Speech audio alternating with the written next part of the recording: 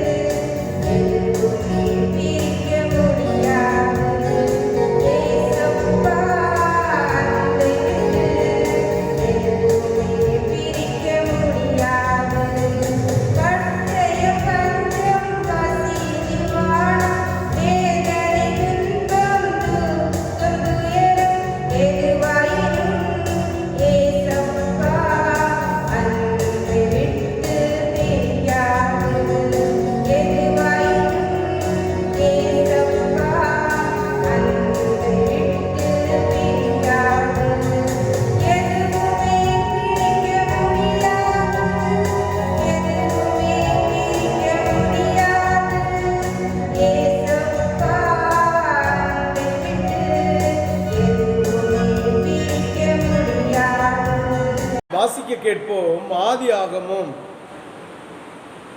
3வது அதிகாரம் 9வது வசனம். அப்பொழுது தேவனாகிய கர்த்தர் நீ எங்கே இருக்கிறாய் என்றார். ஆமென். ஹல்லேலூயா, ஹல்லேலூயா. ஆதாம் எங்கே இருக்கிறான் என்று ஒருபடி மண்ணினால் உருவாக்கின வல்லமையும் ஆட்சிமையும் மகிமையும் மகத்துவம் நிறைந்த தெய்வத்துக்கு தெரியுமா தெரியாதா? தெரியும். பின்ன ஏன் கேட்டா? ஆதாமே நீ எங்கே இருக்கிறாய் என்று ஏன் கேட்டா? சிந்தித்து பார்த்தீர்களா? தேவன் இன்று உன்னை பார்த்து கேட்கிறார். மனுஷனே மனுஷியே என்று சொல்லாமல் உங்களுடைய பெயரை குறிப்பிட்டு கேட்கிறார். நீ எங்கே இருக்கிறாய் என்று. ஆமென். நீ எங்கே இருக்கிறாய் என்று உன்னிடம் ஒரு கேள்வியை கர்த்தர் இன்று கேட்டார். நீங்கள் என்ன பதில் சொல்லுவீர்கள்? சிந்தித்து பாருங்கள். நான் ஆலயத்தில் இருக்கிறேன், இல்லை வீட்டில் இருக்கிறேன் என்று பதில் சொல்வீர்கள். ஆமென். ஹல்லேலூயா, ஹல்லேலூயா, ஹல்லேலூயா. கர்த்தருக்கு தெரியும் நீ சபையில் இருக்கிற, நீ வீட்டில் இருக்கிற. ஆதாம் எங்கிருக்கிறான்? தோட்டத்தில் இருக்கிறான் என்பதை கர்த்தர் அறிந்திருக்கிறார். ஏனென்றால் கர்த்தர் அவனை உருவாக்கின தெய்வம் என்பதை நாம் புரிந்து கொள்ள வேண்டும். அதே போல கர்த்தராகிய தெய்வம் நீ எங்கிருக்கிறாய் என்று அவர் அறிந்திருக்கிறார். ஆகிலும் நீ எங்கே இருக்கிறாய் என்று உன்னிடம் ஒரு கேள்வியை கேட்கிறார் என்றால் நீ என்ன பதில் சொல்வ? தேவன் குளிர்ச்சியான நேரத்திலே தோட்டத்தில் வரும்போது மெல்லிய குரல் அவனுடைய காதில் கேட்டது. இப்போது பயப்படுத்துகிற குரல் கேட்கிறது, அதிகாரத்தின் குரல். இந்நாள் வரைக்கும் அவர் அந்த தோட்டத்திற்கு வந்து ஆதாமே நீ எங்கே இருக்கிறாய் என்று கேட்டதே இல்லை. தேவன் வருகிற அந்த நற்மணம், வருகிற அந்த மெல்லிசை கேட்டதுமே ஆதாமும் ஏவாளும் ஓடி ஓடி வந்து தேவனுடைய பாதத்தில், அதாவது இயேசுவின் பாதத்தில் மரியாளும் மார்த்தாளும் உட்கார்ந்து தேவனுடைய வார்த்தையை கேட்டது போல இந்த ஆதாமும் ஏவாளும் தேவனோடு பேசிக் கொண்டிருக்கிற மகத்துவத்தை வேதத்தில் நாம் பார்க்கிறோம். அன்று அதுவரைக்கும் மெல்லிய சத்தமாய் கேட்ட சத்தம் இந்த ஆதாமுக்கு அதிகாரமாய் கேட்கிறது. அந்த வார்த்தை நிமித்தம் அவன் பயப்படுகிறான், அவன் திகைக்கிறான், அவன் ஒழிக்கிறான், அவன் நிர்வாணி என்று அறிகிறான். மொத்தத்தில் அவன் தேவனை விட்டு விலகி இருக்கிறான். ஆமென். இன்று உன்னை பார்த்து கர்த்தர் கேட்கிறார், நீ எங்கே இருக்கிறாய் என்று. நீ வீட்டில் இருக்கிறதை அவர் கேட்கவில்லை. உலகத்திலே நீ இருக்கிற இந்த காலகட்டத்தில் ஆவியில் நிறைவு பெற்று என்னோடு உறவாடி கொண்டிருக்கிறாயா இல்ல உலகத்தின் பிசாசாகிய உலக துன்மார்க்கனின் பிதாவாகிய பிசாசின் ஆளுகைக்குள் இருக்கிறாயா என்று கர்த்தர் உன்னிடம் கேட்கிறார். இன்று நீ எங்கே இருக்கிறாய் என்று உங்களுடைய மனசாட்சியை கேளுங்கள். உங்களுக்கு தந்திருக்கிற ஞாபக புஸ்தகத்தை ஞாபகப்படுத்தி பாருங்கள். உங்களுடைய உள்ளான ஆத்மாவை கேளுங்கள். நீங்கள் எங்கே இருப்பீர்கள் என்று உங்களுக்கு பிரியும்.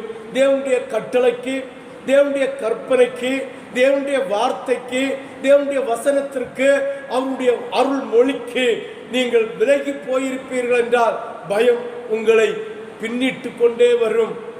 அந்த பயப்படுத்துகிற ஆவி உங்களை பயப்படுத்தி பாவத்தின் மிகுதியார் சம்பளம் என்கிற மரணத்தை பிறப்பிக்கும். அதுதான் ஆத்துமா மரணம். சரீர மரணம் இல்ல, ஆத்துமா மரணம் பிறப்பிக்கும். இரட்சிப்பின் வஸ்திரம் அகன்று போகும். தேவனுடைய மகிமை அகன்று போகும். தேவனுடைய வார்த்தை கேட்டால் இருமாப்பு உண்டாகும். தேவனுடைய மெல்லிசை குரல் நம்ம விட்டு அகன்று போகும். அதிகார குரல் வரும்போது நாம் உலகத்தில் பயப்படுகிற ஒரு பயம் இருக்கும். ஆமென், ஆமென். பிசாசு மனுஷனை பிடிக்கிற தந்திரத்தில் ஒன்று பயம்.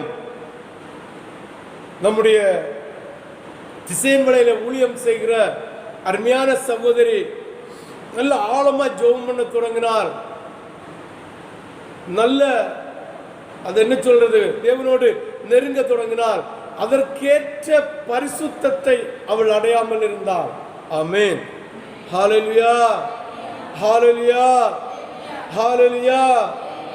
ஆவியினாலும் ஜலத்தினாலும் மறுபடி பிறந்து தேவனுடைய ராஜ்யத்தை சுதந்திரிக்கக்கூடிய மகத்துவம் உள்ள, அதாவது ஜென்மஸ்வாவம் செத்து மறுபடி பிறக்காத சூழ்நிலையில் இருந்தது நிமித்தம் அவள் ஜெபம் பண்ணி கொண்டிருந்த போது கொரோனா வியாதியினால் அநேக ஜனங்களும் அவளுடைய பந்துக்களும் சாகிறதை பிசாசானவன் காட்டி கொடுத்தான். இதை கண்டதும் அவளுடைய உள்ளம் பயந்தது, நடுக்கம் உண்டாச்சு. ஆமென். ஜெபம் வராது, ஹார்ட் அடைச்சது போல ஒரே வெப்ராளம், தூக்கம் இல்லாமல் வேதனைப்பட்டு கொண்டிருந்த சூழ்நிலை உண்டாயிற்று. அதுதான் கர்த்தர் கேட்கிறார், இப்போது நீ எங்கு இருக்கிறாய்? என்னுடைய வார்த்தைக்கு பயப்படுகிற பயத்தில் இருக்கிறாயா, இல்ல நடுக்கத்தோடு அந்த வார்த்தையை ஏற்றுக்கொள்ளுகிறாயா? என்னுடைய வார்த்தை உனக்கு அதிகாரமாய் கேட்கிறதோ, அதோ இன்னிசையா, மெல்லிய சத்தமாய், அன்பாய், பாசமாய் கேட்குதா என்பதை நீ உன்னுடைய மனசாட்சியிடம் கேட்டு நீங்கள் தீர்மானியுங்கள் இப்பொழுது எங்கே இருக்கிறீர்கள் என்று. ஆமென். இப்போது ஆதாமை பார்த்து கேட்கிறார், நீ எங்கே இருக்கிறாய்? நீ எங்கே இருக்கிறாய்? ரெண்டு பேரும் கர்த்தருடைய வார்த்தைக்கு மீறி பிசாசனுடைய தந்திரத்தில் ஏவாள் வஞ்சிக்கப்பட்டு ஆதாம் துணிகரமாய் பாவம் செய்தது நிமித்தம் அவங்களுக்கு இருந்த மகிமையின் ஆடை நீங்கி அவர்களுடைய கண்கள் திறக்கப்பட்டது நிமித்தம், உள்ளம் இச்சிக்கப்பட்டது நிமித்தம் தாங்கள் நிர்வாணி என்று கண்டார்கள், தெரிந்தார்கள், அறிந்தார்கள், புரிந்தார்கள், வேலை செய்ய தொடங்கினார்கள். ஆமென். தேவனை விட்டு விலகி அதுவரைக்கும் நீ புசிப்பும் இல்லை, குடிப்பும் இல்லை, அங்க உழைப்பும் இல்லை, அருமையா தேவனுடைய பாதத்தில் உட்கார்ந்து தேவனை பாடி மகிமைப்படுத்தி தேவன் கொடுக்கிற மறைமுக மன்னாவை புசித்து குடித்து திருப்தியாக வாழ்ந்து கொண்டிருந்த இந்த பிள்ளைகளுடைய வாழ்க்கையில் பிசாசானவன் தந்திரமாக செயல்படுகிறான். ஆமென். பிசாசானவன் தந்திரமாக செயல்படுகிறான். தந்திரத்து நிமித்தம் வஞ்சிக்கப்படுகிறார்கள். வஞ்சிக்கப்பட்டது நிமித்தம் துணிகரமாய் பாவம் செய்கிறார்கள். அதனால் அதுவரைக்கும் கேட்ட குரல், அதுவரைக்கும் கேட்ட இனிமையான குரல், அதுவரைக்கும் கேட்ட அன்பான குரல் இப்போது பிள்ளைகளுக்கு அதிகார தோரணையில் கேட்கிறது. சிந்தித்து பாருங்கள். இதே தான் மனுஷனுடைய வாழ்க்கையில எப்போது அவன் தேவனை விட்டு விலகி போகிறானோ அப்பொழுதே தேவனுடைய சத்தம் அவர்களுக்கு அதிகார சத்தமாய் கேட்கும், எச்சரிப்பு சத்தமாய் கேட்கும். நிர்மூலமாக கூடிய வசனம் என்பதை இருதயத்தில் சிந்திக்கக்கூடிய ஒரு சிந்தனை உண்டாகும். தேவனை விட்டு விலகி போனால் அந்தோ பரிதாபம். ஆமென். ஹல்லேலூயா, ஹல்லேலூயா. ஆதியாகமம் 2வது அதிகாரம் 25வது வசனத்தை வாசிக்க கேட்போம். ஆதாமும் மனைவியுமாகிய இருவரும் நிர்வாணிகளாயிருந்தும் அவங்கள் அறியாமல் வெட்கப்படாமல் இருந்தார்கள். இனி இந்த ஆதியாகமம் 3வது அதிகாரம் 10வது வசனத்தை வாசி. அதற்கு அவன், நான் தோட்டத்திலே கேட்டு நான் நிர்வாணியாய் இருப்பதால் பயந்து ஒளித்து கொண்டேன் என்றார். ஆமென். சிந்தித்து பாருங்கள், எப்போது தேவனுடைய வார்த்தைக்கு கீழ்ப்படியலையோ, எப்போது தேவனுடைய வசனத்திற்கு செவி சாய்க்கலையோ, அந்த வார்த்தையை உதாசீனப்படுத்தி அந்த வார்த்தையினால் தேவனை விட்டு விலகி இருந்தால் தேவனுடைய சத்தம் மெல்லிசையாக அன்பாக கேட்காது, பயம் கொடுக்கக்கூடிய வார்த்தையை சத்தமாக இருக்கும் என்பதை நாம் புரிந்து கொள்ள வேண்டும். இங்கு அதுவரைக்கும் கர்த்தருடைய வசனத்தை வார்த்தைக்கு மீறாத அந்த நாள் வரைக்கும் அவர்கள் நிர்வாணியாயிருந்தும் அச்சப்படாமல், கூசப்படாமல், நாணப்படாமல் நிர்வாணியாய் இருக்கிறதை கூட அவர்கள் அறியாமல் இருந்தார்கள். ஏனென்றால் உலக பார்வைக்கு அவர்கள் நிர்வாணியாய் இருந்தார்கள், தேவனுடைய பார்வைக்கு மகிமையின் ஆடை அவர்களுக்கு தரிக்கப்பட்டிருந்தது. ஆமென். ஹல்லேலூயா, ஹல்லேலூயா. மகிமையின் ஆடை அவர்களுக்கு தரிக்கப்பட்டிருந்தது. ஆமென். இப்போது மகிமையின் ஆடை அவர்களை விட்டு கிளம்பி போன போது அவர்கள் நிர்வாணி என்று அறிந்து, ஆண்டவர் வருவார், வந்திருக்கிறார், அவருக்கு முன்னால் நிர்வாணியை நாம் போய் நிற்க முடியாது என்று தன்னைத்தானே உணர்ந்தவர்களாய், தன்னைத்தானே புரிந்தவர்களாய், தான் செய்த தவறை அவர்கள் புரிந்து கொண்டவர்களாய் தேவனை விட்டு அகன்று போய் கூச்சத்தோடு அவர்கள் தேவனுக்கு கிட்ட வராமல் ஒழித்துக் கொண்டார்கள். ஆமென், ஆமென், ஹல்லேலூயா. 11, 12 ஆகிய 2 வசனத்தை வாசிக்க கேட்போம். அப்பொழுது அவர், நீ நிர்வாணி என்று உனக்கு அறிவித்தவன் யார்? புசிக்க வேண்டாம். உன்னிடம் சொன்ன வார்த்தைக்கு, கட்டளைக்கு நீ விலகினது ஏன்? அதை கட்டளைக்கு கீழ்ப்படியாதது ஏன்? 12 வாசி. அதற்கு ஆதாம், என்னுடனே இருக்கும்படி தேவரீர் தந்த ஸ்திரியானவள் விருட்சத்தின் கனியை எனக்கு கொடுத்தார், நான் புசித்தேன் என்றார். ஆமென். தன்னுடைய தவறை, அழகான சங்கீதம், அழகான சங்கீதம்.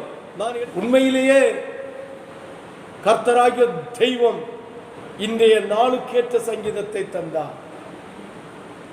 ஒப்புக்கொள்ளாமல் நான் என்ன தவறு செய்தேன், நான் என்ன பாவம் செய்தேன், நான் செய்ததற்கு காரணம் அவள்தான், அவன்தான், என் மனைவிதான், என் பிள்ளைகள் தான், என் பெற்றோர் தான். ஆமென், ஹல்லேலூயா. மனுஷன் தவறு செய்கிறது நிஜம். ஆமென். அதில் மாற்று கருத்தில்ல. தேவனுடைய கோபம் வரும் அளவுக்கு தவறு செய்வானால் அந்த பரிதாபம். அழகான ஒரு சர்ச் பார்க்க, அதன் பக்கத்தில் அழகான ஒரு மாடி வீடு, ஏசி ரூம், எல்லா சௌபாக்கியங்களும் உண்டாக்கி வைத்தார். ஆமென், ஆமென். நேற்றைய தினத்தில் அங்கு சேவிங் செய்வதற்காக போன அந்த பையன் சொன்ன சாட்சி, அருமையான சாட்சி, கேளுங்கள். வீட்டில் முடிவெட்ட போயிருக்கு. போகும்போது வீட்டில் வேற ஒரு ஸ்திரீ இருந்தா. அப்பா அவர்கிட்ட கேட்டிருக்கு, இது யாருன்னு. அது என்னுடைய மனைவின்னு சொல்லிடு. ஆமென், ஹல்லேலூயா. சிந்தித்து பார்க்க வேண்டும், யோசித்து பார்க்க வேண்டும். மனுஷன் தவறுகிறது உண்மைதான். அந்த தவறுகிற இடத்தை அறிந்து, புரிந்து, ருசித்து, தெரிந்து வைத்து தேவனுடைய பாதத்தில் மன்னிப்பு கேட்டால் நிச்சயமாக கர்த்தர் மன்னிக்கக்கூடிய தெய்வம், தண்டனையோடு. ஆமென். அப்ப இவன் சொன்னானா, இல்ல உங்க வீடு பாதுகாக்கப்ப நான் வந்தேன், உங்க சர்ச்சு பாதுகாக்கப்ப வந்தேன், உங்க பிள்ளைக்கு பிறந்த 3வது பிள்ளைக்கு பிறந்த நாள் எடுத்தப்ப நான் வந்தேன், உங்க மனைவி எனக்கு தெரியுமே, அவ பூங்கோட்டுக்காரன் இல்லையா, வெட்டுக்குழிக்காரன் இல்லையா சொன்ன, நீ யார்ட்டையும் சொல்லிடாத, அவ என்னை தள்ளிட்டு ஓடிட்டா, இப்ப இவன் நார்வல்காரி, இவ்வளவுதான் நான் கல்யாணம் பண்ணி வச்சிருக்கிறேன். ஆமென், ஆமென், ஹல்லேலூயா. ஏன் இப்படி செய்தீங்கன்னு கேட்டோன்னு அவன் சொல்றான், ஆதாம் சொன்ன கருத்தை சொல்லுகிறான். என் மனைவி செய்ததுதான் நான் இப்படி ஆகி போனேன், மனைவி செய்தது நிமித்தம் நான் இப்படி ஆகி போனேன். உன்னை இவன் சொன்னானா, இன்று பையன் பத்திரகாளியை வழிபடுகிறவன், அவனுக்கும் கர்த்தர் நேற்று 2 வார்த்தையை கொடுத்தார். பாருங்க, அவன் சொல்றானா, அண்ணா ஹிந்துவோ கிறிஸ்டினோ, நீங்க ஒரு மத ஊழியனா, மதத்தை பற்றி பேசக்கூடிய ஒரு மனுஷனா நீங்க மாறியாச்சு. மாறினா அதுல விட்டு மாறாதீங்க, உங்களுக்கு பொல்லாப்பு வந்துடும், பெரிய பாடு வந்துடும். எனக்கு நிறைய பாஸ்டர்மார தெரியும்னு சொல்லியிருக்க. அவன் முடிய வெட்டி சேவ் பண்ணும்போது நல்ல பிராண்ட் ஸ்மெல் வந்துருக்கு. என்ன ஸ்மெல் சொல்லுங்களா, சத்தமா சொல்லுங்க. Brandy smell. இந்த பிராண்டி ஸ்மெல் காட்டோன்னே நீங்க தண்ணி அடிச்சவும் தொடங்கியாச்சா கேட்ட உடனே நில்லு நில்லு வான்னு சொல்லிட்டு ரூமுக்குள்ள கூட்டிட்டு போனானா, அங்க ஃப்ரிட்ஜு உள்ளண்டு எடுத்து அவனும் ஒரு புக்கு ஊற்றி குடிச்சிட்டு ஒரு பக்கு இவனையும் குடிக்கான. ஆமே, இந்த லாக் கிட்டத்தட்ட ஒரு 15-20 நாளத்துக்கு முன்ன, ஒரு மாசத்துக்கு முன்ன. ஆமே, ஹல்லேலூயா. அவன் சொல்றானா, அண்ணா நான் கிறிஸ்டின் இல்லை ஹிந்து தான், நான் கிறிஸ்டின் இல்லை ஹிந்து தான். கிறிஸ்தவர்கள் எல்லாம் எப்படி எல்லாமோ வாழ்றாங்க, நல்ல பிள்ளையா இருக்கிறாங்க. ஆனா நீங்க கிறிஸ்தவனா ஊழியக்காரனா இருந்துட்டு இப்படிப்பட்ட தவறு செய்யாதீர்கள், எனக்கு இந்த பழக்கம் இல்லைன்னு சொல்லிட்டு படப்படா சேவ் பண்ணி முடிச்சுட்டு வந்துட்டான். ஆமே, அவன் வேதனையா சொல்றான். அவன் நிறைய காரியங்களை என்னோடு பகிர்ந்து கொண்டான். பிளாக்மெயில் செய்து பணத்தை சம்பாதிக்கிறது, அதுக்கு உள்ள நான் போகல. ஆமே, உள்ள நான் போகல. ஆமே, மற்றவர்களை குற்றப்படுத்துகிறத விட நம்மை நாமே நீதியா நடக்க கற்றுக்கொண்டாலே போதும். ஆமே, ஹல்லேலூயா, ஹல்லேலூயா. வேதனை ஒரு ஹிந்து, பக்கா ஹிந்து. அவன் கிறிஸ்தவ வழிபாடை முறைய அறிஞ்சிருக்கிறான். அவன் வேதனையோடு, குற்றப்படுத்தி சொல்லல, வேதனையோடு சொல்லுகிறான். அவன் கேட்கிறான், இந்த கொரோனா கொள்ளை நோய் எல்லாமே வேதத்தில் எழுதி இருக்குல்லான்னு கேட்கிறான். அவன் கேட்ட பிறகுதான் அவனோட பேச்ச தொடங்கினேன், நிறைய வார்த்தைகளை கொடுத்தேன். அவனுடைய வீட்டில் இருக்கிற ஒரு சில சூழ்நிலைகளையும் சொல்லி கொடுத்தேன். ஒரு நாள் முடி கட் பண்ணுவதற்காக அவனை வீட்டில் போகும்பா 2 உருவம் அலறி அடிச்சுட்டு ஓடிச்சுது. ஓடிச்சுன்னு சொல்லல, வீட்டில் சுற்றிட்டு நிற்குதுன்னு சொன்னேன். ஏன்னா நான் வந்தப்புறம் அதை என்ன செய்யும், சுற்றிட்டு நிற்கும். ஆமேன், அது எனக்கு தெரியுது அண்ணா, அது தெரியுது. உங்க இதுல வந்து அப்படியே இருக்கணும், அதுல இருக்கணும், அது இருக்க முடியுமான்னு தோணல. ஆனாலும் அண்ணனை நினைச்சப்ப எனக்கு ஆச்சரியம் தான். வாரத்தில் 4 நாளாவது என் வீட்டில் இருந்து பீட்டர் அண்ணனை நான் சொல்லாம நாளே கிடையாது. அவன் சொல்றான், ஏன்னா நம்ம கடையில் அவன் கடை போட்டிருந்தவன், ஃபார்ம் முன்ன ஃபார்ம் போயிட்டு வந்தவர், எப்படி நான் நடந்தேன்னு அவனுக்கு தெரியும். இப்படி மாறினதை பற்றி அவன் நினைக்கும் போது அவனுக்கு உள்ளத்துக்கே ஒரு ஆச்சரியமா இருக்கு. ஆமென், ஹல்லேலூயா. பாருங்க, கிறிஸ்தவ ஊழியக்காரன ஒரு ஹிந்து, அதாவது பக்கா ஹிந்து சாட்சி சொல்லுகிறான்.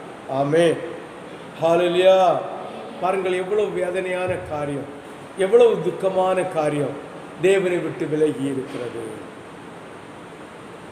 ஏதேன் தோட்டத்தில் இருந்ததுதான். இவன் தவறு செய்தான், உண்மைதான். ஆதாம் தவறு செய்தான், உண்மைதான்.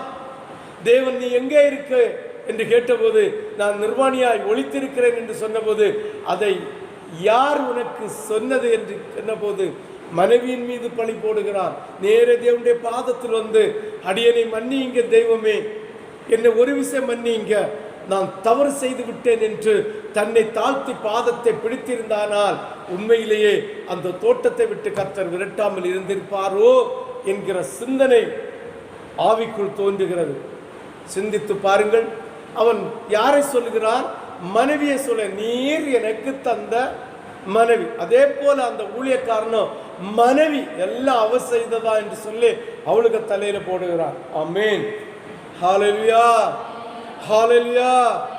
வேதனையான ஒரு காரியம், வேதனையான ஒரு சூழ்நிலை. ஆமென், ஆமென்.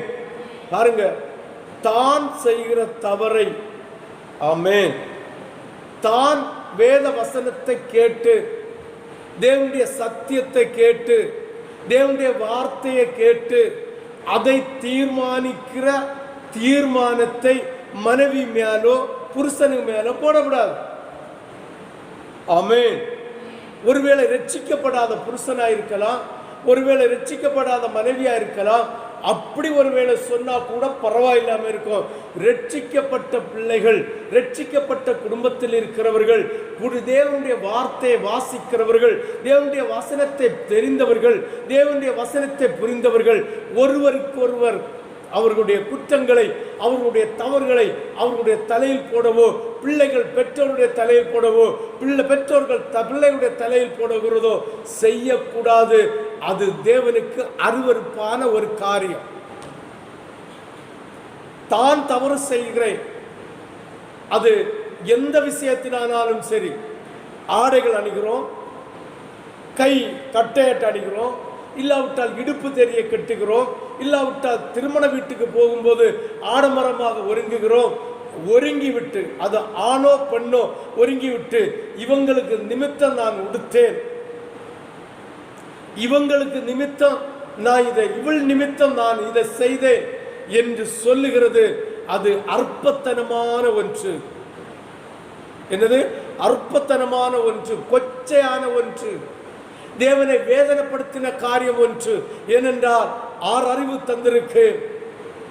உன்னுடைய ஆத்மா வேறு, உன்னுடைய பிள்ளைகளுடைய ஆத்மா வேறு, உன்னுடைய மனைவியுடைய ஆத்மா வேறு, உன்னுடைய புருஷனுடைய ஆத்மா வேறு. உன்னுடைய ஆத்மாவை நீதான் பாதுகாத்துக் கொள்ள வேண்டும். ஏவாள் வஞ்சிக்கப்பட்டால் உண்மைதான். ஆதாம் என்ன செய்திருக்க வேண்டும்? அடி போடி கழுத, ஆண்டவர் என்னோடு சொன்னார், அவருடைய வார்த்தை என் இதயத்தில் இருக்கிறது, நீ புசிக்க கூடாது என்று. ஒருவேளை நீ சொல்லுகிறது சரியா இருந்தாலும் சரிதான், இல்லாம இருந்தாலும் சரிதான், என்னிடம் சொன்ன, எனக்கு வார்த்தையாக பேசின ஆண்டவர் வரும் மட்டும் அவருடைய பாதத்தில் காத்திருப்பேன், ஆண்டவரிடம் இதை கேட்பேன். இப்படி சர்ப்பம் சொல்லி இருக்கிறது என்று என்னுடைய மனைவி இச்சிக்கிறாள் என்று சொல்லி தன்னை பாதுகாத்துக் கொள்ளாத ஆதாமும் ஆதாமுடைய மனைவியும் தோட்டத்தை விட்டு அடிச்சு வெளியேற்றப்பட்டார்கள். வீழ்ச்சி வந்தது. ஆமென், ஆமென், ஹல்லேலூயா, ஹல்லேலூயா, ஹல்லேலூயா, ஹல்லேலூயா. இந்த வீழ்ச்சி வந்ததிலிருந்து யுகங்கள் தொடங்குகிறது. அடுத்தது அறியாமையின் காலம். ஆமென், ஆமென். நல்லா சிந்தித்து பார்க்க வேண்டும். எவ்வளவு மேன்மையாக இருந்த இடத்தில், எவ்வளவு மகிமையான இருந்த இடத்தில், ஒரு சபையில அவ்வளவு உச்சிதமாக தேவனை ஆராதித்து துதித்து தேவனை பாடிக்கொண்டிருக்கிற அந்த உன்னதமான இடத்தில் இருந்து வேத வசனம் வரும்போது அதை ஏற்றுக்கொள்ளாமல் மனைவி புருஷன் மேலேயும், புருஷன் மனைவி மேலேயும், பிள்ளைகள் பெற்றோர் மேலேயும், பெற்றோர் பிள்ளைகள் மேலேயும், இந்த குடும்பம் உலகத்தின் மேலேயும் பழி போடுகிறது என்றால் ஆதாம் செய்த தவறுக்கும் நீங்கள் செய்கிற தவறுக்கும் வித்தியாசம் இல்லை, ஒரு வித்தியாசம் இல்லை. கர்த்தர் ஆதாமை ஏவாளையும் அதற்கு காரணமாயிருந்த சாத்தானையும் அதுக்கு இடம் கொடுத்த பாம்பையும் கர்த்தர் சாபத்தை கொடுத்து அடுத்த உடன்படிக்கையை கொடுக்கிறார். வேதனையோடு உள்ள உடன்படிக்கை. ஃபர்ஸ்டில் உள்ள உடன்படிக்கை ஒரே ஒரு வார்த்தை, இந்த விருட்சத்தின் கனியை மட்டும் புசிக்க கூடாது என்கிற உடன்படிக்கை. பாக்கி எல்லா கனிகளையும் புசிக்கலாம், நீங்கள் சுவிட்சமாய் வாழலாம், சந்தோஷமாய் இருக்கலாம், மனமகிழ்ச்சியோட இருக்கலாம் என்று கர்த்தராகிய தெய்வம் உடன்படிக்கையை கொடுத்தார். இந்த உடன்படிக்கையை மீறினது நிமித்தம் தோட்டத்தை விட்டு வெளியேற்றப்பட்டது. கர்த்தராகிய இயேசு கிறிஸ்து தந்திருக்கிற நம்முடைய உடன்படிக்கை, பல உடன்படிக்கைகள் உண்டு.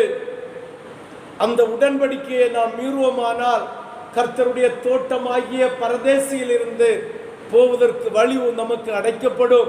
அதில் போவதற்கு நிச்சயமாக நமக்கு அருகதை இல்லாமல் போய்விடும். கர்த்தர் அந்த அந்த அந்த சியோன் மலையிலிருந்து, சியோன் பர்வதத்திலிருந்து, இந்த இந்த தோட்டத்திலிருந்து கர்த்தர் நம்மை விரட்டி தள்ளி போடுவார். போவதற்கு அருகதையே இருக்காது. ஆமென், ஆமென். ஞானம் உள்ளவர்கள் புரிய கடவுது, காது உள்ளவர்கள் சபைக்கு சொல்லுகிற உபதேசத்தை கேட்க கடவுது. இல்லாதவர்கள் விட்டு விடுங்கள். காதிருந்தும் கேட்காதது போல, கண்ணிருந்தும் காணாதது போல, மூக்கிருந்தும் முகராதது போல, வாயிருந்தும் பேசாதது போல, தலையிருந்தும் சிந்திக்காதது போல, கையிருந்தும் வேலை செய்யாதது போல, காலிருந்தும் நடக்காதது போல, வயிறிருந்தும் பசிக்காத ஓட்ட உருவத்தை போல இருங்கள். ஓட்ட உருவம் என்ன? சில. ஆமென், ஹல்லேலூயா. இந்த செய்தியை கேட்கிற, மீடியால கேட்கிற ஒவ்வொரு பிள்ளைகளும் கர்த்தருடைய வசனத்தை கேட்டும் இந்த மாதிரி இருக்கிற பிள்ளைகள் இந்த விக்கிரக சிலைக்கு சமம், செத்த சடத்துக்கு சமம். ஆமென் சொல்லு. ஹல்லேலூயா, ஹல்லேலூயா. காதுள்ளவர்கள் கேட்க கடவுது, மற்றவர்கள் விடுங்கள். கர்த்தர் தாமே உங்களை இருகரம் நீட்டி அழைப்பாராக. ஆமென்.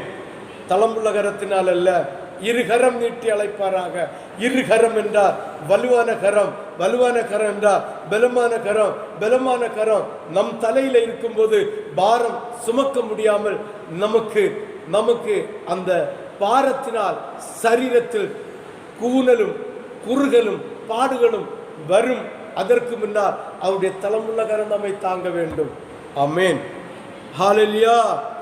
விட்டு கொடுக்க வேண்டும் வசனத்திற்கு, தன்னுடைய தவறை ஒப்பு கொடுக்க வேண்டும். இந்த 12வது வசனமோ 11வது வசனமோ அதான் சொல்லுது. வாசியுங்கள்.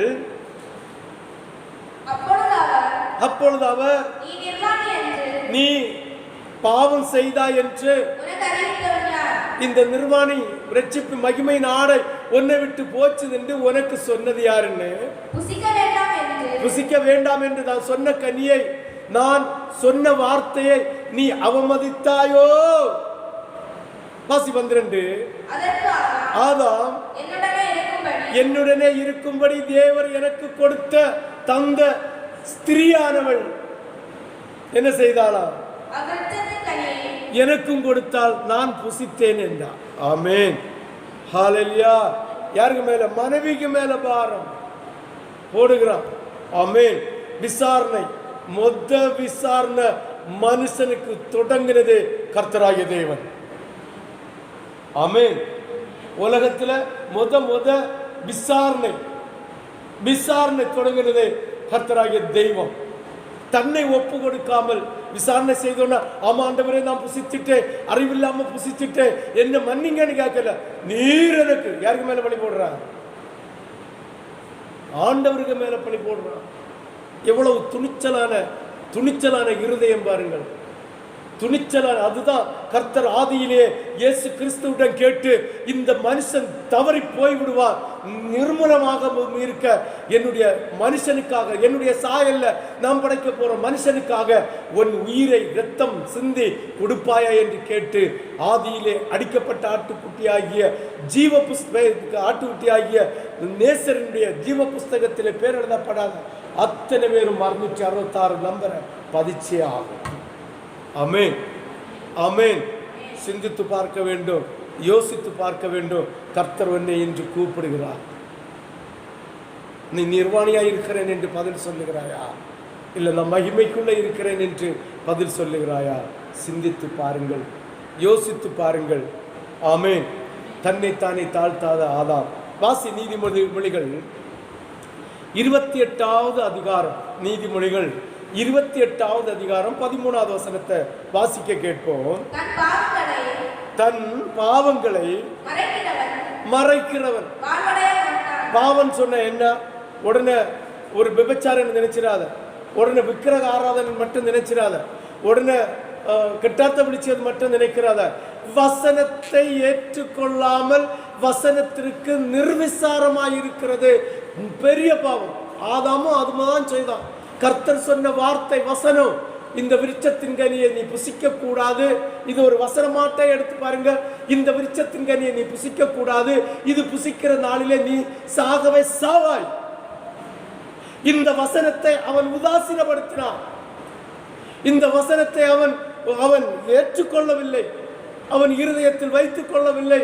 கர்த்தராகிய தெய்வம் இதை செய்யாத, இப்படிப்பட்ட ஆடை உடு, இப்படிப்பட்ட அணிகலன்களை போடாத, இப்படிப்பட்ட சுபாவத்தில் இருக்காத, தேவனுக்கு பிரியமாயிரு, உலகத்தை வெறு, தேவனுடைய மகத்துவத்தை ஏற்றுக்கொள் என்கிற வசனத்திற்கு இருமாப்போடு இருக்கிறதோ இந்த ஆதாம் தன்னுடைய வாழ்க்கையில் செய்த தவறை விசாரணையில் மறைக்கிறதோ யாருக்கு மேல பழி போடுறான்? ஆதாமுக ஏவாளுக மேல. நீர் எனக்கு தந்த ஸ்திரியை கனியை தந்தால் நான் புசிச்சேன். ஆமென். மனைவி சொல்வா, என் புருஷனுக்காக இதை செய்ய. ஆமென். ஒரு காரியத்தை கேட்கிறேன், மனைவி சொல்வா, புருஷன் சொல்வா, என் மனைவிக்காக இதை செய்கிறேன். குடும்பமா சொல்லுவாங்க, என் குடும்பத்துக்காக இதை செய்கிறேன் என்று. ஆமென். ஆமென். விபச்சாரத்திற்கு ஒத்த பாவம் தேவனுடைய வார்த்தையை உதாசீனப்படுத்துகிறது. விபச்சாரத்திற்கு ஒத்த பாவம் விக்கிரக ஆராதனை. விக்கிரக ஆராதனைக்கு ஒத்த பாவம் தேவனுடைய வார்த்தையை மீறி நடக்கிறது. ஆமென். ஆமென். இந்த பாவம் என் புருஷனுக்காக என் மனைவிக்காக நான் செய்கிறேன் என்றால் அந்த பாவமும் செய்யலாமே, புருஷனுக்காக, மனைவிக்காக, பிள்ளைகளுக்காக. ஆமென். ஹல்லேலூயா. அதற்கும் இதற்கும் என்ன வித்தியாசம்? ஆமென். ஹல்லேலூயா. ஹல்லேலூயா. ஹல்லேலூயா. ஒரு ஸ்திரீட்ட ஒரு வார்த்தை பேசணும். ஞானஸ்தானம் எடுப்பதற்காக 4 வருஷத்தை தாழ்மையோடு பொருத்தனையோடு போய்கொண்டிருந்தோம். புருஷன் அனுமதிக்கவே இல்லை. அவன் ஏனென்றால் விக்கிரக ஆராதனையில சீரும் சிறப்பும் பெருமையும் பெற்றவன். ஆமென். ஆமென். ஹல்லேலூயா. ஒரு நாள் ஞானஸ்தானத்தை பற்றி கடுமையான உபதேச சபையில் சொல்லப்பட்டது. அப்பொழுதுதான் வந்து கேட்கிறார், பிரதர், புருஷனுடைய அனுமதி இல்லாமல் ஞானஸ்தானம் எடுக்கிறது சரியில்லைல்ல, அதனாலதான் நான் அந்த விக்கிரகம் இருக்க ஆலயத்துக்கு போறேன், அந்த திருவிருந்தலை நான் அட்டென்ட் பண்றேன், வேற வழி இல்லை என்று சொன்னால், அப்போ சொன்ன ஒரு வசனத்தை சுட்டி காட்டேன். விக்கிரக ஆவி எங்கு இருக்கோ அங்கு விபச்சார ஆவி இருக்கும். நீ விக்கிரகத்துக்கு பின்னால் நின்று இந்த திருவிருந்தை பந்தியை ஆசரிக்கிறதும் அதற்கு முன்னால் போய் நிற்கிறதும் விபச்சாரம் செய்கிறதும் ஒன்று போலதான். இன்னைக்கு உன் புருஷனுக்காக நீ விக்கிரகத்துக்கு நின்னிக்கிற, நாளை உன் புருஷனுக்காக அவனுடைய ஃப்ரெண்டோடு நீ தவறு செய்வாயா? அவன் சொன்னால் நீ செய்வாயா என்று கேட்டேன். ஆமென். அது எப்படி முடியும் பாஸ்டர்? அது முடியாது. அப்பொழுது புருஷனுடைய தவறான உபதேசத்தை விட்டுவிட்டு தேவனுடைய பாதத்தில் நீதியை நிறைவேற்றி என்று சொன்னேன். அதே மாசத்துல உள்ளம் உணர்வடைந்து வார்த்தை உள்ளத்தை வேதனைப்படுத்தினது. தேவனுடைய வார்த்தை, தேவனுடைய வசனம் உள்ளத்தை உருக வைத்தது, அதை சிந்திக்க வைத்தது, வசனத்தை கற்றுக்கொள்ள வைத்தது. உணர்வடைந்த உள்ளமாக, மனம் திரும்பின உள்ளமாக அவள் மூழ்கி ஞானஸ்தானத்தை எடுத்தாள். ஆமென். மற்றவங்களுக்கு இருக்கிறத விட கர்த்தர் விதிவிலக்கை கொடுத்திருக்கிறார். ஆமென், ஆமென் சொல்லு. இன்று உங்களையும் பார்த்து கர்த்தர் அதுதான் கேட்கிறார். இந்த செய்தியை கேட்டுக்கொண்டிருக்கிற ஒவ்வொரு பிள்ளைகளையும் பார்த்து கர்த்தர் அதுதான் கேட்கிறார். வேத வசனத்திற்கு மாறாக நீ வேணும்னா ஊழியம் செய்யலாம், 50,000 பேருக்கு மத்தியில ஊழியம் செய்யலாம், பரிசுத்த ஆவியில நிரம்பி சொல்லலாம், தீர்க்க தரிசனங்களை பேசலாம், அந்நிய பாசைகளை பேசலாம். பாருங்கள், அந்நிய பாசையும் ஒரு நாள் ஒளிந்து போகும், தீர்க்க தரிசனமும் ஒளிந்து போகும், சொப்பனமும் ஒளிந்து போகும், எல்லா மண்ணாங்கட்டியும் ஒளிந்து போகும். தேவனுடைய வார்த்தை மட்டும் ஒளிந்து போகாது. அப்ப 1000 பேருக்கு 50,000 பேர் மத்தியில சுவிசேஷம் அறிவிக்கிற தேவ ஊழியக்காரனா இருந்தாலும் சரிதான், 10 பேருக்கு மத்தியில ஊழியம் செய்கிற போதகனா இருந்தாலும் சரிதான், தேவ வசனத்திற்கு மாறாக அவர்களுடைய சாட்சி இருக்குமானால் அவர்கள் விபச்சாரத்திற்கு ஒத்த விக்கிரக ஆராதனை செய்கிறார்கள். சாபம், சாபம். சிந்தித்து பார்க்க வேண்டும், யோசித்து பார்க்க வேண்டும். ஆதாம் யாருக்கு மேல பழி போடுறான்? மனைவிக்கு மேல. அவ யாருக்கு மேல பழி போடுறா? சாத்தானுக்கு மேல. ஆமென், ஆமென். பாருங்கள், வாசி நீதிமொழிகள் 28:13. தன் பாவங்களை மறைக்கிறவன் வாழ மாட்டான். தேவனுடைய பாதத்தில் வசனத்தை கேட்டு தன்னுடைய பாவத்தை அறிக்கை செய்து மனம் திரும்பாவிட்டால் வாழ்வடைய மாட்டான். இது வேத சத்தியம். நீதிமொழிகள் எழுதின சாலோமன் என்கிற ஞானி, உலக பணக்காரரில் முதல் இடத்தை வகித்தவன். எத்தனையோ ராஜ்ய சாம்பரியத்திற்கு அவன் ராஜாவாக இருந்தவன், மகத்துவம் நிறைந்தவன். அவன் கண்ட கடைசி வாழ்க்கை இது. அவன் பாடுகள் பட்டதையும் அவன் பட்ட எல்லா காரியத்தையும் பிரசங்கியிலும் நீதிமொழிகளிலும் எழுதி வைத்துட்டு போய்விட்டான். ஆமென். அவன் சொல்லுகிறான், 1000 தவறு செய்தவன் சொல்லுகிறான். அந்த தவறு செய்வதற்கு இன்று அச்சப்படுகிற நீ என்ன சொல்லுகிற? யாரிடம் உன்னுடைய பழியை போடுகிறார்? யாரிடம் உன்னுடைய குறைகளை நிவர்த்தி செய்ய வேண்டும் என்று பறைசாற்றுகிறார்? சிந்தித்துப்பார். சாலமோன் சொல்லுகிறான், தன்னுடைய பாவத்தை தவறை மறைக்கிறவன் வாழ்வடைய மாட்டான். வாசிவர்க்கா கூட, மறைக்கிறவன் வாழ்வடைய மாட்டான். அவைகளை அறிக்கை செய்து விட்டு விடுகிறவனோ இரக்கம் பெறுவான். ஆமென் சொல்லு. ஹல்லேலூயா. அறிக்கை செய்து விட்டு விடுகிறவன் இரக்கம் பெறுவான், மற்றபடி வாழ்வடைய மாட்டான். இது தேவனுடைய வார்த்தை. தேவன் சாலோமோன் மூலமாக உனக்கும் எனக்கும் செய்த பரிசுத்த ஆவியானவர் மூலமாக பேசி, பரிசுத்த ஆவியானவர் சாலோமோன் மூலமாக உனக்கும் எனக்கும் பேசப்படுகிற வார்த்தை. வாழ்வடைய மாட்டோம். ஆமென். ஹல்லேலூயா. இனி 13வது வசனம், ஆதியாகமம் 3:13 வாசி. அப்பொழுது தேவனாகிய கர்த்தர் ஸ்திரியை நோக்கி, பாருங்க, ஆதாம்கிட்ட விசாரணை பண்ணோன்னு ஆதாம் பழியை தூக்கி எங்க போடுகிறான்? மறைக்கிறான். தான் செய்த தவறை மறைத்து பழியை யார்கிட்ட போடுறான்? ஏவாள்கிட்ட.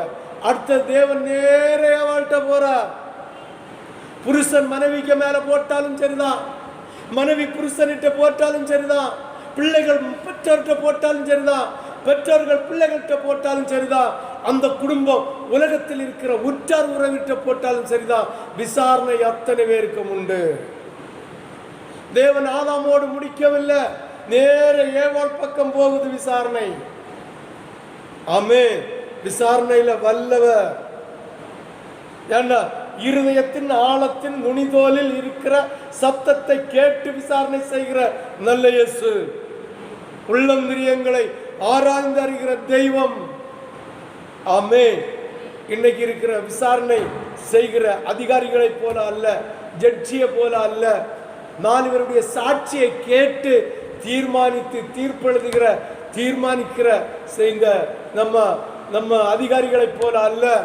கர்த்தராகிய தெய்வம் அவனுடைய உள்ளந்திரியங்களை, இதயத்தின் நுனித்தோலில் இருக்கிற சத்தம், அதுதான் மைண்ட் வாய்ஸ். இந்த மைண்டில் சொல்லப்படுகிற சத்தம் காதில் கேட்டு தீர்ப்பு கூறுகிற உன்னதமான தெய்வம். அவர் போகிறார் அடுத்த பக்கம் ஏவாளிடம். அப்பொழுது தேவனாகிய கர்த்தர் ஏவாளை பார்த்து, நீ இப்படி செய்தது என்ன என்றால், ஸ்திரியானவள் சர்ப்பம் என்னை வஞ்சித்தது, நான் புசித்தேன் என்றார். ஆமென். சர்ப்பத்துக்கு பார்க்கும்போது அடுத்த வசனத்தை நீங்க பாத்தீங்கன்னா, சர்ப்பத்துக்கு மேல கர்த்தருடைய விசாரணை போகிறது. இவங்க 2 பேரும் சொன்னதையோ அப்படியே வச்சிட்டாரு.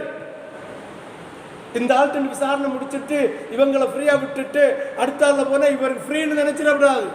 கொஞ்சங்காலம் ஃப்ரீ, விசாரணை காலம் முடிகிறது வரைக்கும், கர்த்தருடைய வார்த்தை வாயிலிருந்து அடுத்த வார்த்தை வருகிறது வரைக்கும் ஃப்ரீ. ஆமென். 4 வாய்தா 5 வாய்தா 10 வாய்தா முடிஞ்சிட்டு அந்த தீர்ப்பு வருகிறது வரைக்கும் தான். தீர்ப்பு வந்து தண்டனை வந்துட்டேன்னா உடனே பிடிச்சு ஜெயில அடைச்சு போடுவோம். இதுதான். ஆமென் சொல்லு.